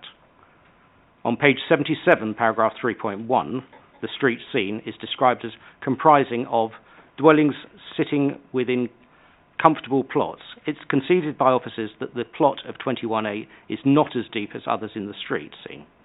Looking at the block plan provided, it's impossible to find another plot anywhere near as small as this that is proposed. Most are twice the size. This is because the plot of 1A Grove Road was, before 1961, part of the back garden of 24 Moore Park Road. Consequently, it's very easy to see that the applicant proposes something wholly out of character with the area.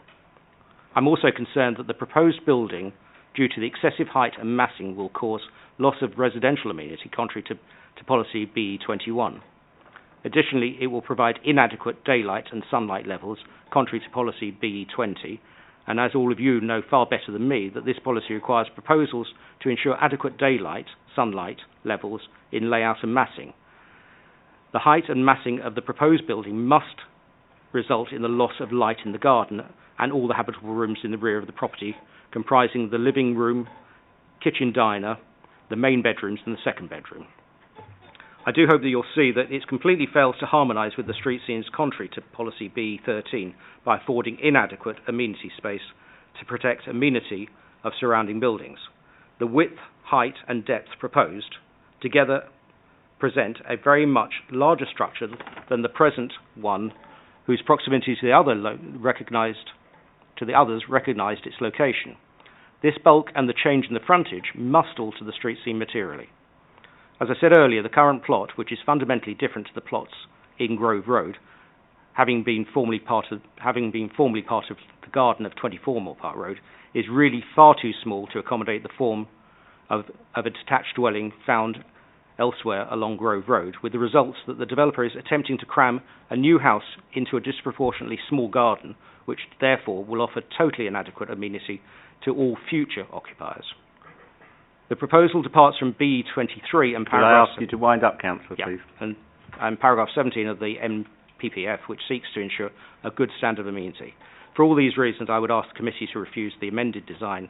As previously stated, I hope that I've said that what I've just said, that you're with me with this, that this application is totally out of keeping with the neighbourhood, and its sheer bulk and nature would occupy a far too small a plot.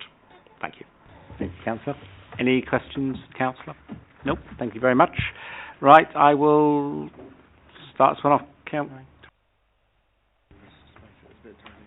Yep. The head of planning is going to tidy up some conditions for us for a moment, and I'll start with Councillor Flint, as you were first. So, Chairman, there's a reference in the addendum that there's an erroneous inclusion of the 5% electric charging points. That's only for flathead schemes. That wouldn't apply here. But the two other things is that there's some areas of flat roof, so we have a condition that they can't be used as additional seating space. Additional seating space. Yeah, maintenance only. Yep. Condition. that I think members should add. And also, we normally add a levels condition whenever a new dwelling is proposed. So I'd also recommend that condition be added, but they are both standard conditions. Okay, we'll do the debate. Councillor Flynn. Thank you, Chairman. Of all the reasons which have been argued on this, we've heard from the petitioner and the councillor, I think, for me anyway, the issue is one of bulk and massing. And unless I missed this, I'm not sure I've heard actually how much different in terms of height the proposed elevation on this property is to the property to the right that we're looking at on that you didn't miss it, plan no. at the moment. So my question to officers is, it looks much higher on this plan. Can you give us the measurements of how much higher the elevation compared to the property next door is? Good stuff. Right, Councillor Morgan. I'll move on whilst officers are looking that up. Thank you very much, Mr. Chairman. I do have some issues with this, and I really need to see some of the plans again.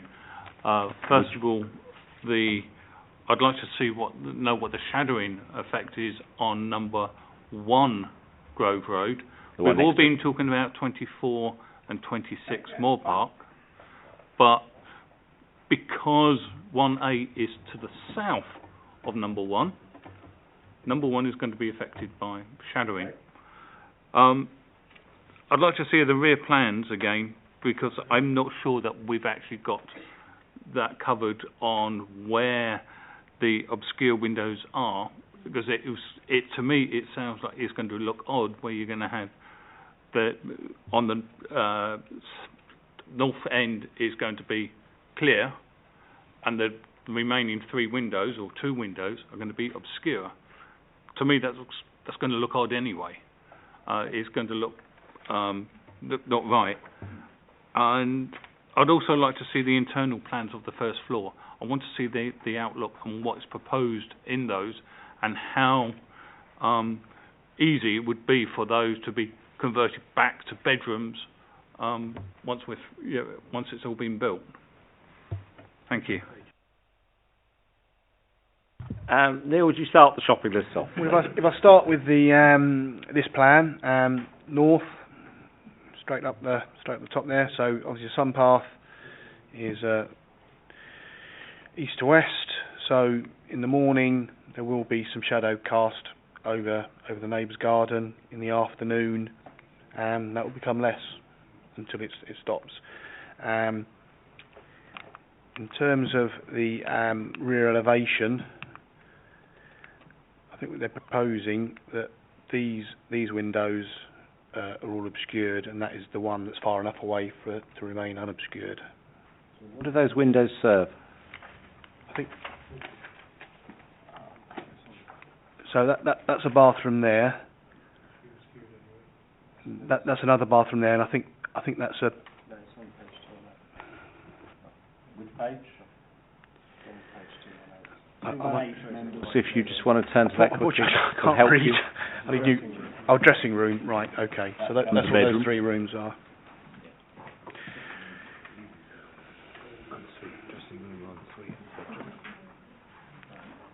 Okay, that probably helps the councillor, I'm sure.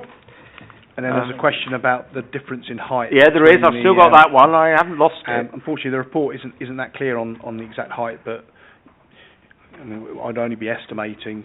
I think it looks higher, though. I mean, what it might not show is that there may be a level change. A level change, but unfortunately, the street scene doesn't go far enough to demonstrate that.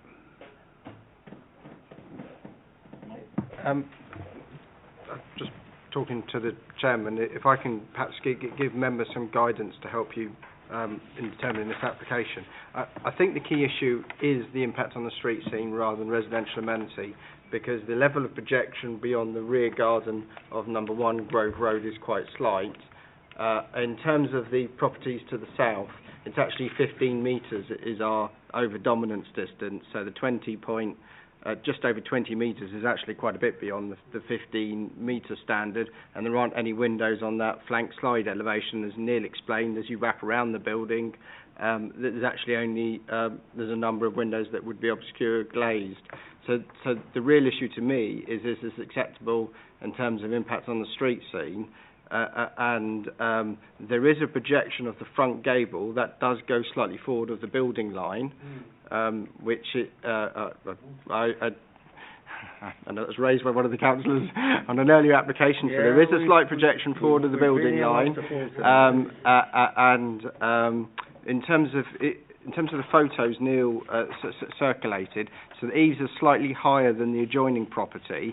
That has there's quite a lot of articulation to the roof, so it's not higher than the tallest point, but it's a completely different shape of roof from the neighbouring property. So to me, the on balance issue is this acceptable given the scale of the property proposed on the street scene?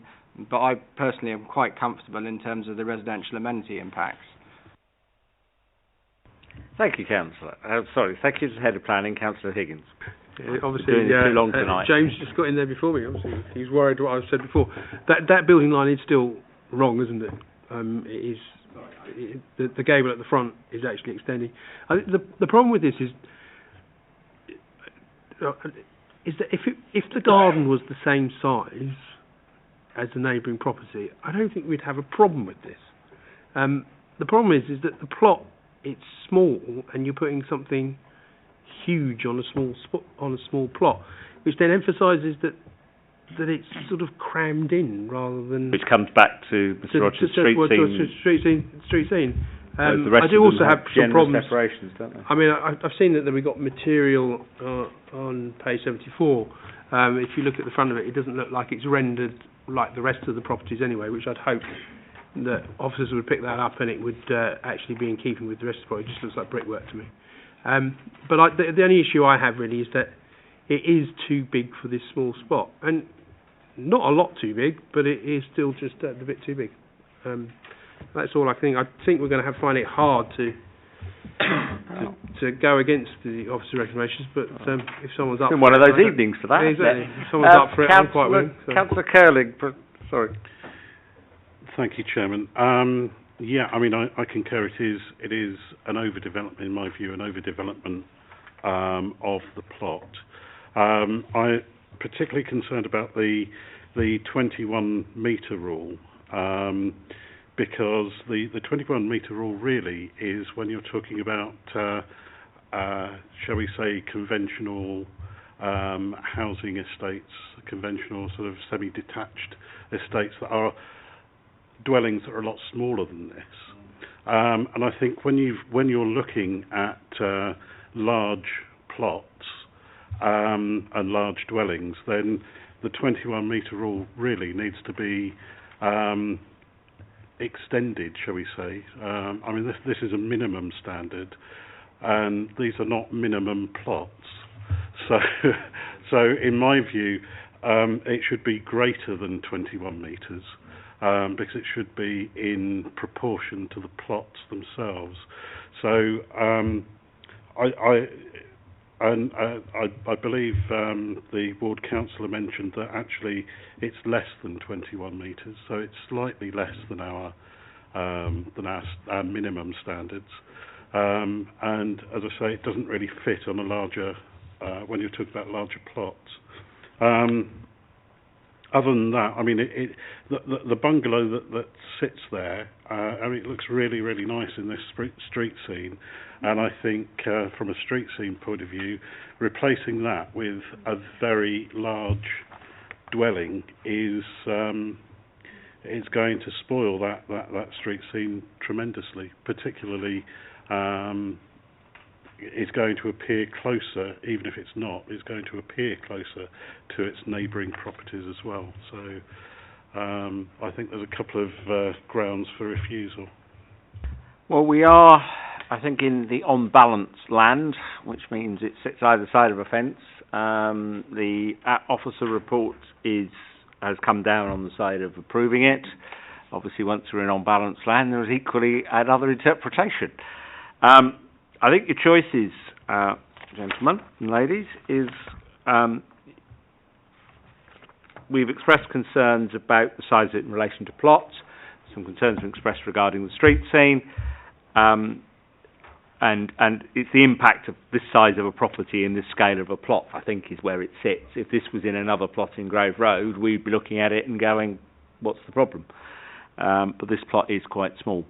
And it's a question whether we think that is strong enough to push this one back.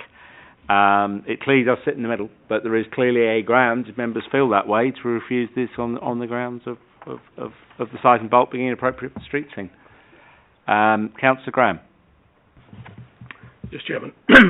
Following on from what Councillor Curling was saying on the scale and bulk, it says on page 77 that with regard to the additional rooms in the loft space, this proposal is actually considered as a 6-bedroom property. So I just want to make that point.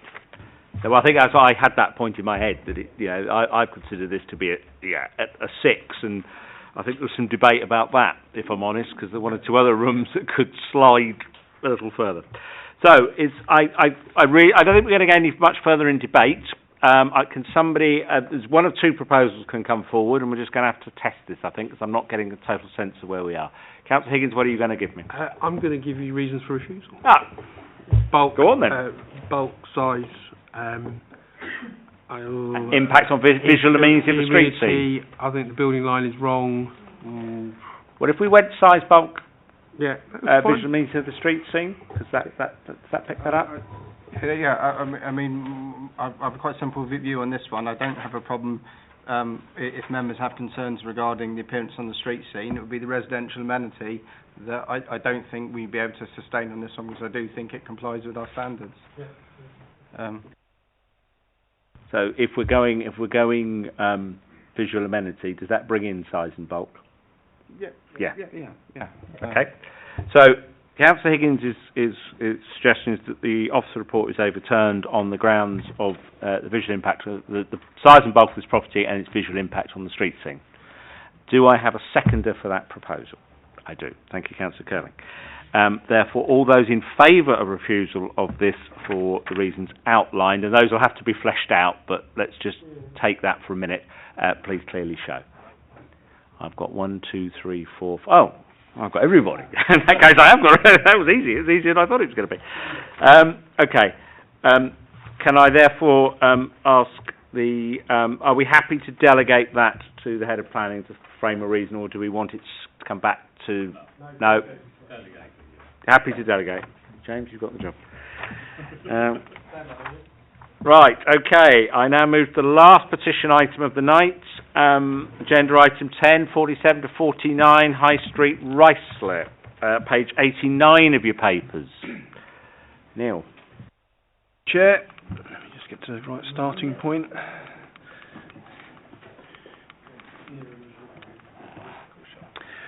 This application relates to the site of a 2-3-storey building located on the east side of the High Street, Ruislip. The ground floor is in use as a retail unit for the sale of bicycles, while the first and second floors comprise vacant office space. The retail and upper floor office uses have separate front entrances and staircases to the rear survey as a means of fire escape. The building is situated within the secondary shopping area of Ruislip Town Centre. It is also situated within the Ruislip Village conservation area, as you can see on the constraints map. The High Street Ruislip, which fronts the property, is a London distributor road. The main issue is the scale and character of the proposed new development in relation to the Ruislip Village conservation area and its impact on on-street parking and highway conditions. The application provides for only cycle storage and no off-street car parking is proposed. And if our car parking standard was applied to the full development, it would require 7.5 car parking spaces. The proposed development therefore fails to provide sufficient off-street car parking which would meet the council's approved parking standards to service the proposed residential dwellings. The proposed 1- and 2-storey rear extension, and I've got quite a good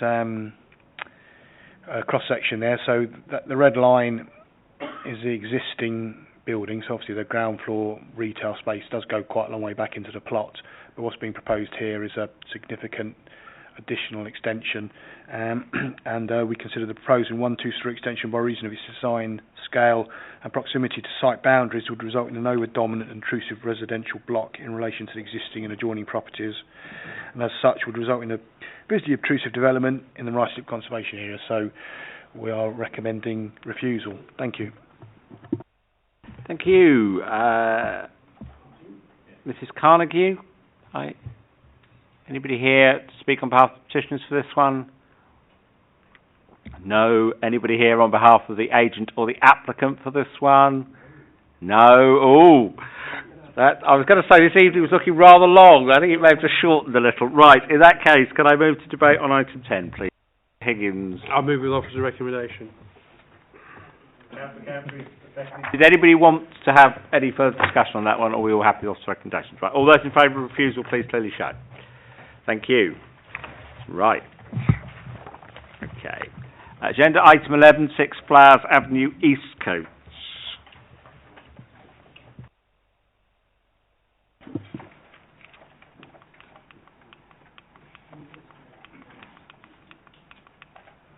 Thank you, Chair. Yes, this is an application for a relatively modest conservatory extension to the rear of this property here on your site plan, 6 Flowers Avenue, fairly recent development. The only reason this is before members tonight is that it exceeds, as a result of the extension, it's a relatively new development, and we've put a condition on removing PD rights, so any sort of even quite small extensions will need approval. The reason for that is the gardens space for these houses was relatively small, and it's not unusual for us to put that sort of condition on. However, this is before you because it reduces the amount of garden space to below our standard, and we've already approved 2 in this terrace. They've been to committee, and our scheme of delegation does mean that if we're recommending something that goes into a clear standard, we are meant to bring it before members or test it with members. So we're recommending approval. It's a conservatory. It does leave them with some garden. If you bear with me 1 second. There weren't that big start with, sorry. Just got a little Maybe by. So that's see that's small. So this area remains a garden. This will be the conservatory. But we have already approved it. We've already approved it. So I think the issue with sorry, if I just go back, and also this is a quite substantial area of public open space as well, right by it. So that's another mitigating factor. I would say a couple of things just in general on this one. I think there is a difference between solid extensions and conservatories, because conservatories can be used, doors opened, as a kind of indoor-outdoor sort of space, whereas a solid extension really is, the garden is gone, the outdoor space is gone. So I would draw that distinction. Just before we start, obviously we have already approved two like it, so that may give a steer on it. Councillor Curling, and then I'll who else? see what comes next. Yeah, thank you, Chair. I mean, it's slightly concerning that we've removed PD rights to prevent this from happening, and then approved it to happen.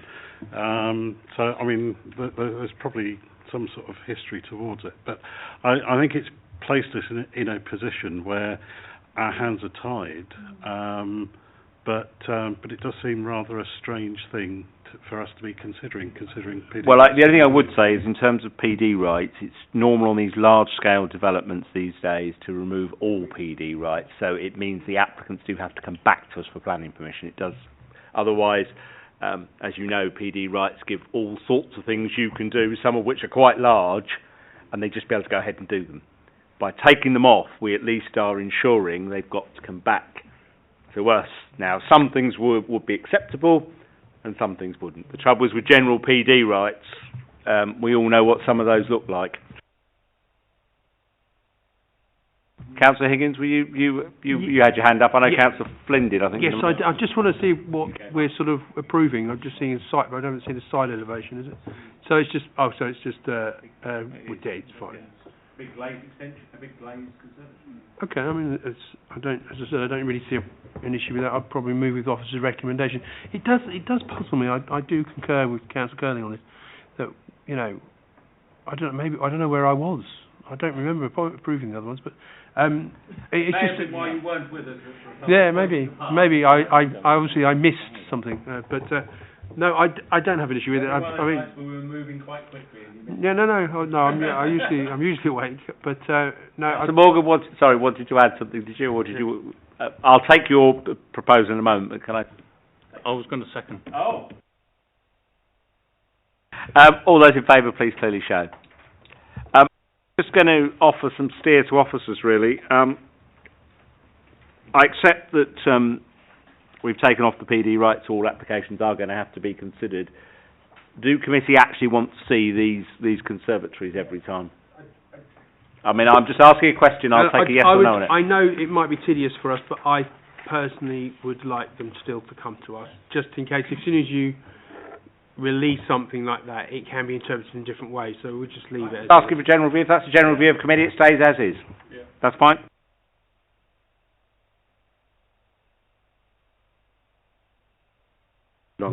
Right, I come to item 12, which is Cornerways Green Lane Northwood. This was deferred on the 11th of January.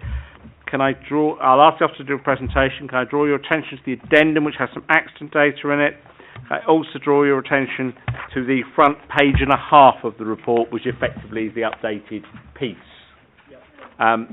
Obviously, Neil, you add anything else to it, but... Okay. So, as we all know, this application was deferred from the 11th of January committee in order for the applicant to address concerns raised by members on the potential highways impact of the application. A revised draft travel plan has been submitted by the applicant's transport consultant. The council's highway engineer has made the following assessment.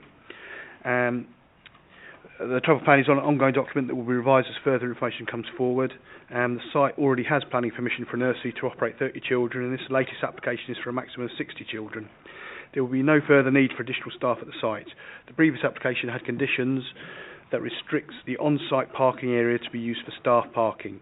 Considering the increase in children numbers and the associated pick-up and drop-offs, 5 of the 9 car parking spaces on site are recommended to be allocated for picking up and dropping off of children, which will reduce on-site parking to Rickmansworth Road and Green Lane, both of which are classified roads. Nursery should have proposing a system for staff to transport children to and from the car park, so they'll have people out there marshalling the car park, which help in a quicker turnover of parking spaces. The nursery would seek to employ staff locally and ensure that most of the staff do not travel by means of private car. Disabled members of staff will be given priority in the use of the allocation of the car parking. There's the addendum does the new report does set out the deferred reasons, so there's a bit more detail in the report on exactly the measures that are proposed, and we won't rehash them all right now, but obviously we're here to answer questions on any of them. And I would add that we have got some accident data that's in the addendum, basically in a 3-year period. We've had one slight accident, which was a shunt. So we're satisfied that the measures proposed are sufficient for us to control the highways impacts of this scheme. Thank you. The head of planning wishes to add. I know I'm maybe jumping over the highway engineer. If I can just explain the significance of what's in the addendum sheet on the accident data. So I know some members did have concerns regarding this. Had the accident data come back and indicated it was an accident black spot, that may then have been relevant to those of you who had concerns, because it could have then been something you could have hung a refusal reason on, dare I say. But it's actually come out completely the opposite. One slight accident on a quite busy junction is not at all indicative that there's an issue with that junction. I know my highway colleague, should members wish, should give a much more expanded response on that. Thank you, Chairman. No, thank you, James, for that, because that's very helpful. Just draw people's attention. Councillor Flynn, yeah, and Councillor Higgins next. Thank you, Mr. Chairman. My personal view on this is, I'm not sure it would be shared by everyone, but is that we're going to have quite a hard time actually if we justifying reasons for refusal for this. So I'm inclined to support officers' recommendations on this. Okay, that starts us off, so thank you for that. Councillor Higgins? Yeah, I'm a bit disappointed actually, because I would have wanted to see more of a sort of traffic analysis of this. I mean, the problem is that, yeah, okay, so we've been very lucky that we've had one slight accident to Rickens Road. It doesn't state, was that accident caused by someone turning into Cornerways, or was it just someone wasn't paying attention and bumped into someone at the back of the lights? My problem is just the flow of the traffic. I mean, I use this road on a regular basis, every day probably. Yeah, every day. Could you just specify for a moment where your particular concern lay? Okay, if you go back to the road. Yeah, you're coming from the north down. No, north. That's it. And you're sweeping into there. No, it's the other way. No, go up. Members know you'd be coming down from Mount Vernon Hospital and down left. And it goes swoops into but you go back again. There's a filter onto Green Lane. Yeah, and that is a filtered traffic light. That's not a two-way traffic. It's a filter. So when it goes green, to flow the traffic off Rickmansworth Road, it's open traffic into Northwood. So there's no stoppages. Yep. Okay. Now my issue is if there is room to do something that would help that flow, then I don't have an issue. But what I do have an issue is that someone will come down there, they'll stop. It might not cause an accident, but will cause backup of traffic, and it just stops the flow of the traffic. And that's my issue here. That it could cause an accident as well, because people do come around that corner as it's moved, but they expect it to be moving. So there is a real sort of danger that no, it isn't a black spot, but are we causing a black spot? And that's where my problem with this. I don't have an issue with the nursery. I think it's fantastic. I'm all for free enterprise, and I wish them all the best of luck. I just have an issue with this, and what I was expecting to come back was a solution to what my question was from last time, and I don't have that, and that's where my problem is. So officers, please, because you did clearly ask that question. It was one of the questions on the deferral. If I could just explain a couple of issues. We've received a travel plan document, which is probably a little more outside of the scope of the normal travel plan than we would normally receive, which in fact is a description of the proposed operation of the nursery, which is something that we wanted to hear from anyway. So it does provide, if you like, a number of supportive measures. First of all is the idea that they are keen to provide management at the site. In other words, staff would come out and assist parents, carers into taking their children so that the turnover is higher. They have offered that there are alternative arrangements for young children, in other words, less than 2 years old, and older children, which is in the 2 to 4 bracket, whereby that they would be happy to have the 2-year-olds dropped outside the pedestrian gate in Rickmansworth Road, and that would provide a solution. And they're from the data that they've got from their existing site, which is 300 metres down the Green Lane, the arrivals tend to be just after 8 o'clock and 9 o'clock, and there's probably no more than 2 cars at any one time arriving. So there is some data relating to the arrivals and departures, and there is this trying to provide us with, if you like, information which will dilute our concerns. Councillors' comment relating to an access on the corner of Green Lane is a valid one, obviously, but that access exists at the present time, and it would just be exacerbated by the provision of the nursery up there, but there is an alternative access point. So I can see that ideally this is not the best site for a nursery, but there again there are some the applicant is trying to work with the officers in trying to produce some information and some measures which will try to minimise the impact. Morgan. Thank you very much, Mr. Chairman. like Councillor Higgins, I do have concerns with traffic coming from the Rickmansworth Road into Green Lane. However, possibly a way around that is to make sure that it's a no right turn into Cornerways. Therefore, you can only access Cornerways from Northwood itself. That way you'll still get the flow of traffic from the Rickmansworth Road, and it possibly would mean that little traffic island has been built Can I just ask, yeah, I get your suggestion. Can I just ask the highway engineer whether that's actually feasible? Because obviously if it is, then it's worthy of consideration. If it's not, then we're back where we started a moment ago. We could ask the applicant to meet the cost of making a small extension of that traffic island.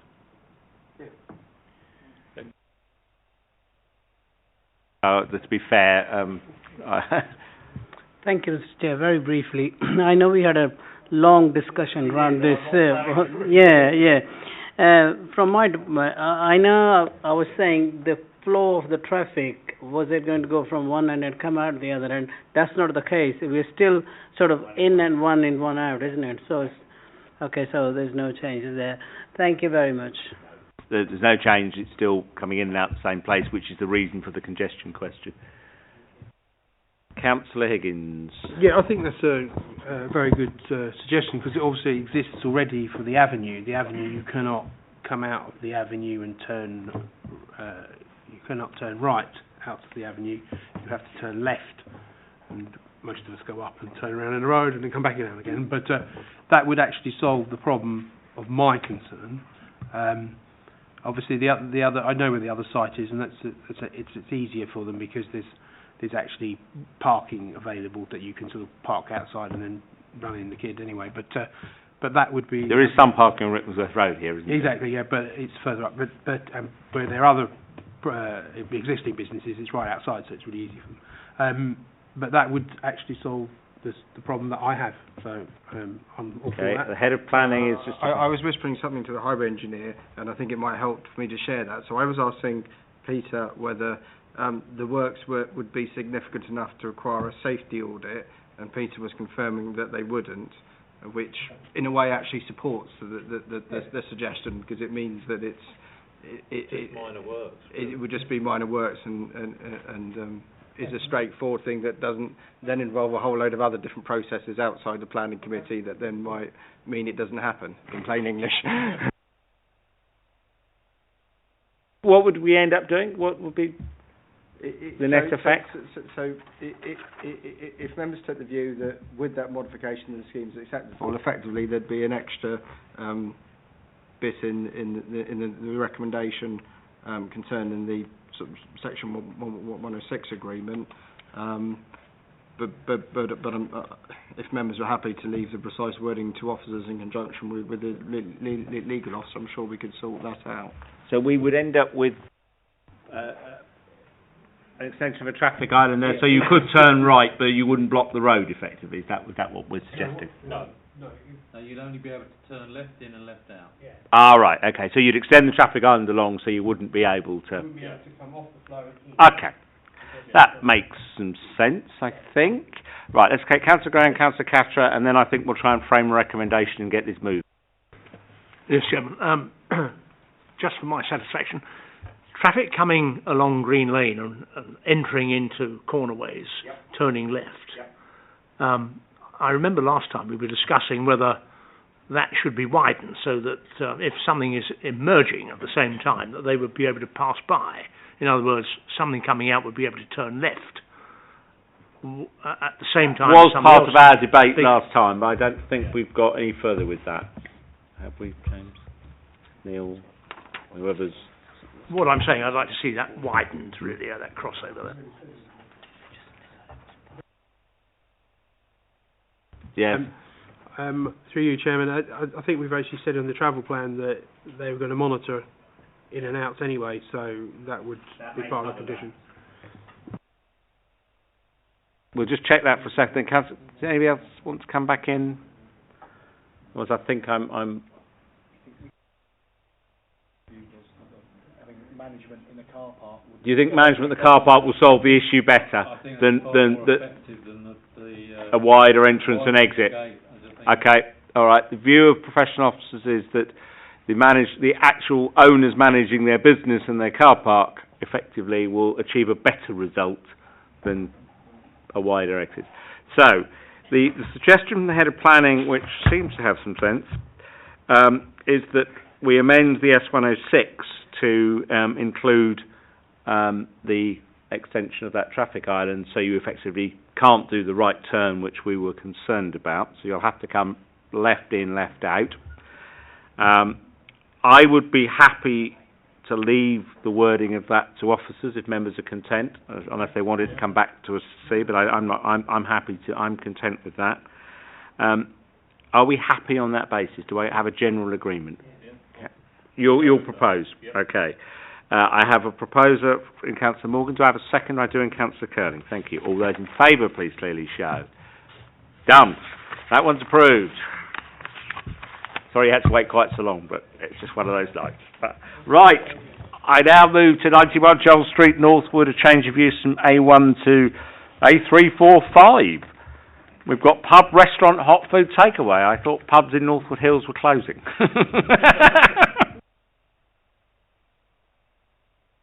Do members need a presentation on this? I mean, it's an issue of policy, really. We know what it is. We know where it is. We know it's empty. We also know the numbers are in there regarding A1s in Northwood Hills. Right. I'll go. Councillor Higgins was first, but I'll take Councillor Flynn as well. I will move officer recommendation, and I would let Councillor Flynn. I'm sure I know what he's going to say, but I'll let him say. I will hold your move, and just in case Councillor Flynn raised the point that we want to debate. Thank you, Mr. Chairman. The only point I'll make is obviously there are a great number of establishments such as takeaways now on Joel Street, and but 38%, I believe, is the number. But I would rather have an active unit than an inactive unit, and that unit has been empty for some time. So I am happy to second this movement. I don't see any other hands moving, so all those in favour, please clearly show. That one's approved. Right, I move on. I then get to 5 Maycroft Pinner. Could I just ask the planning officer to explain how this ended up before us, and perhaps show us some pictures to explain why it might not be such an issue now? This is the current proposal, so it's already a gable-fronted property with an existing dormer on the side, and the proposal came in to have another massive dormer on that side, running all the way back, and to also extend the roof all the way back. So I've amended it now. There is a slight increase in that dormer, behind that dormer though, so you don't see it in that thing, but it fully complies with our policy, and the amendments fully policy compliant. So the objection that we received has really fallen away following revisions. No prizes for beauty, but...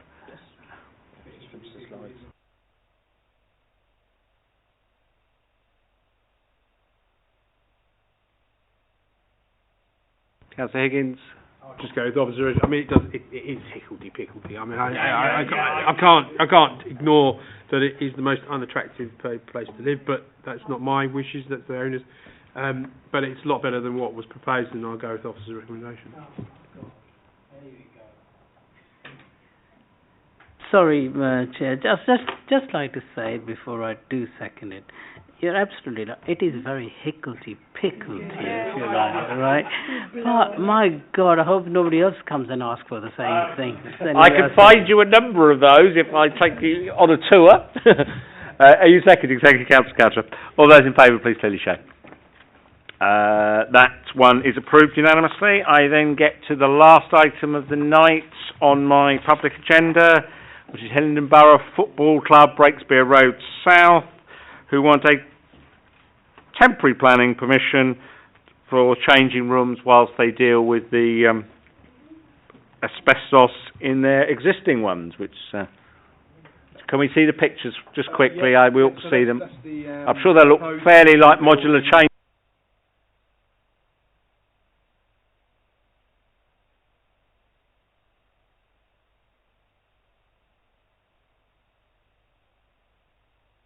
It is temporary though, isn't it? It is temporary, and they're halfway through a wider redevelopment or refurbishment and extension of their... And the land has got to be restored to its former state. Yeah, exactly. Which is the key. Councillor Morgan, Councillor Higgins. Do I get a second? Go with the recommendations. Yeah, I'll second it, but I would also say that as long as it is a 2-year temporary and not extends. I know it says it, but you know, I don't want to be coming back again in 6 months, 2 years time and saying, oh well, you know, we want it more. No.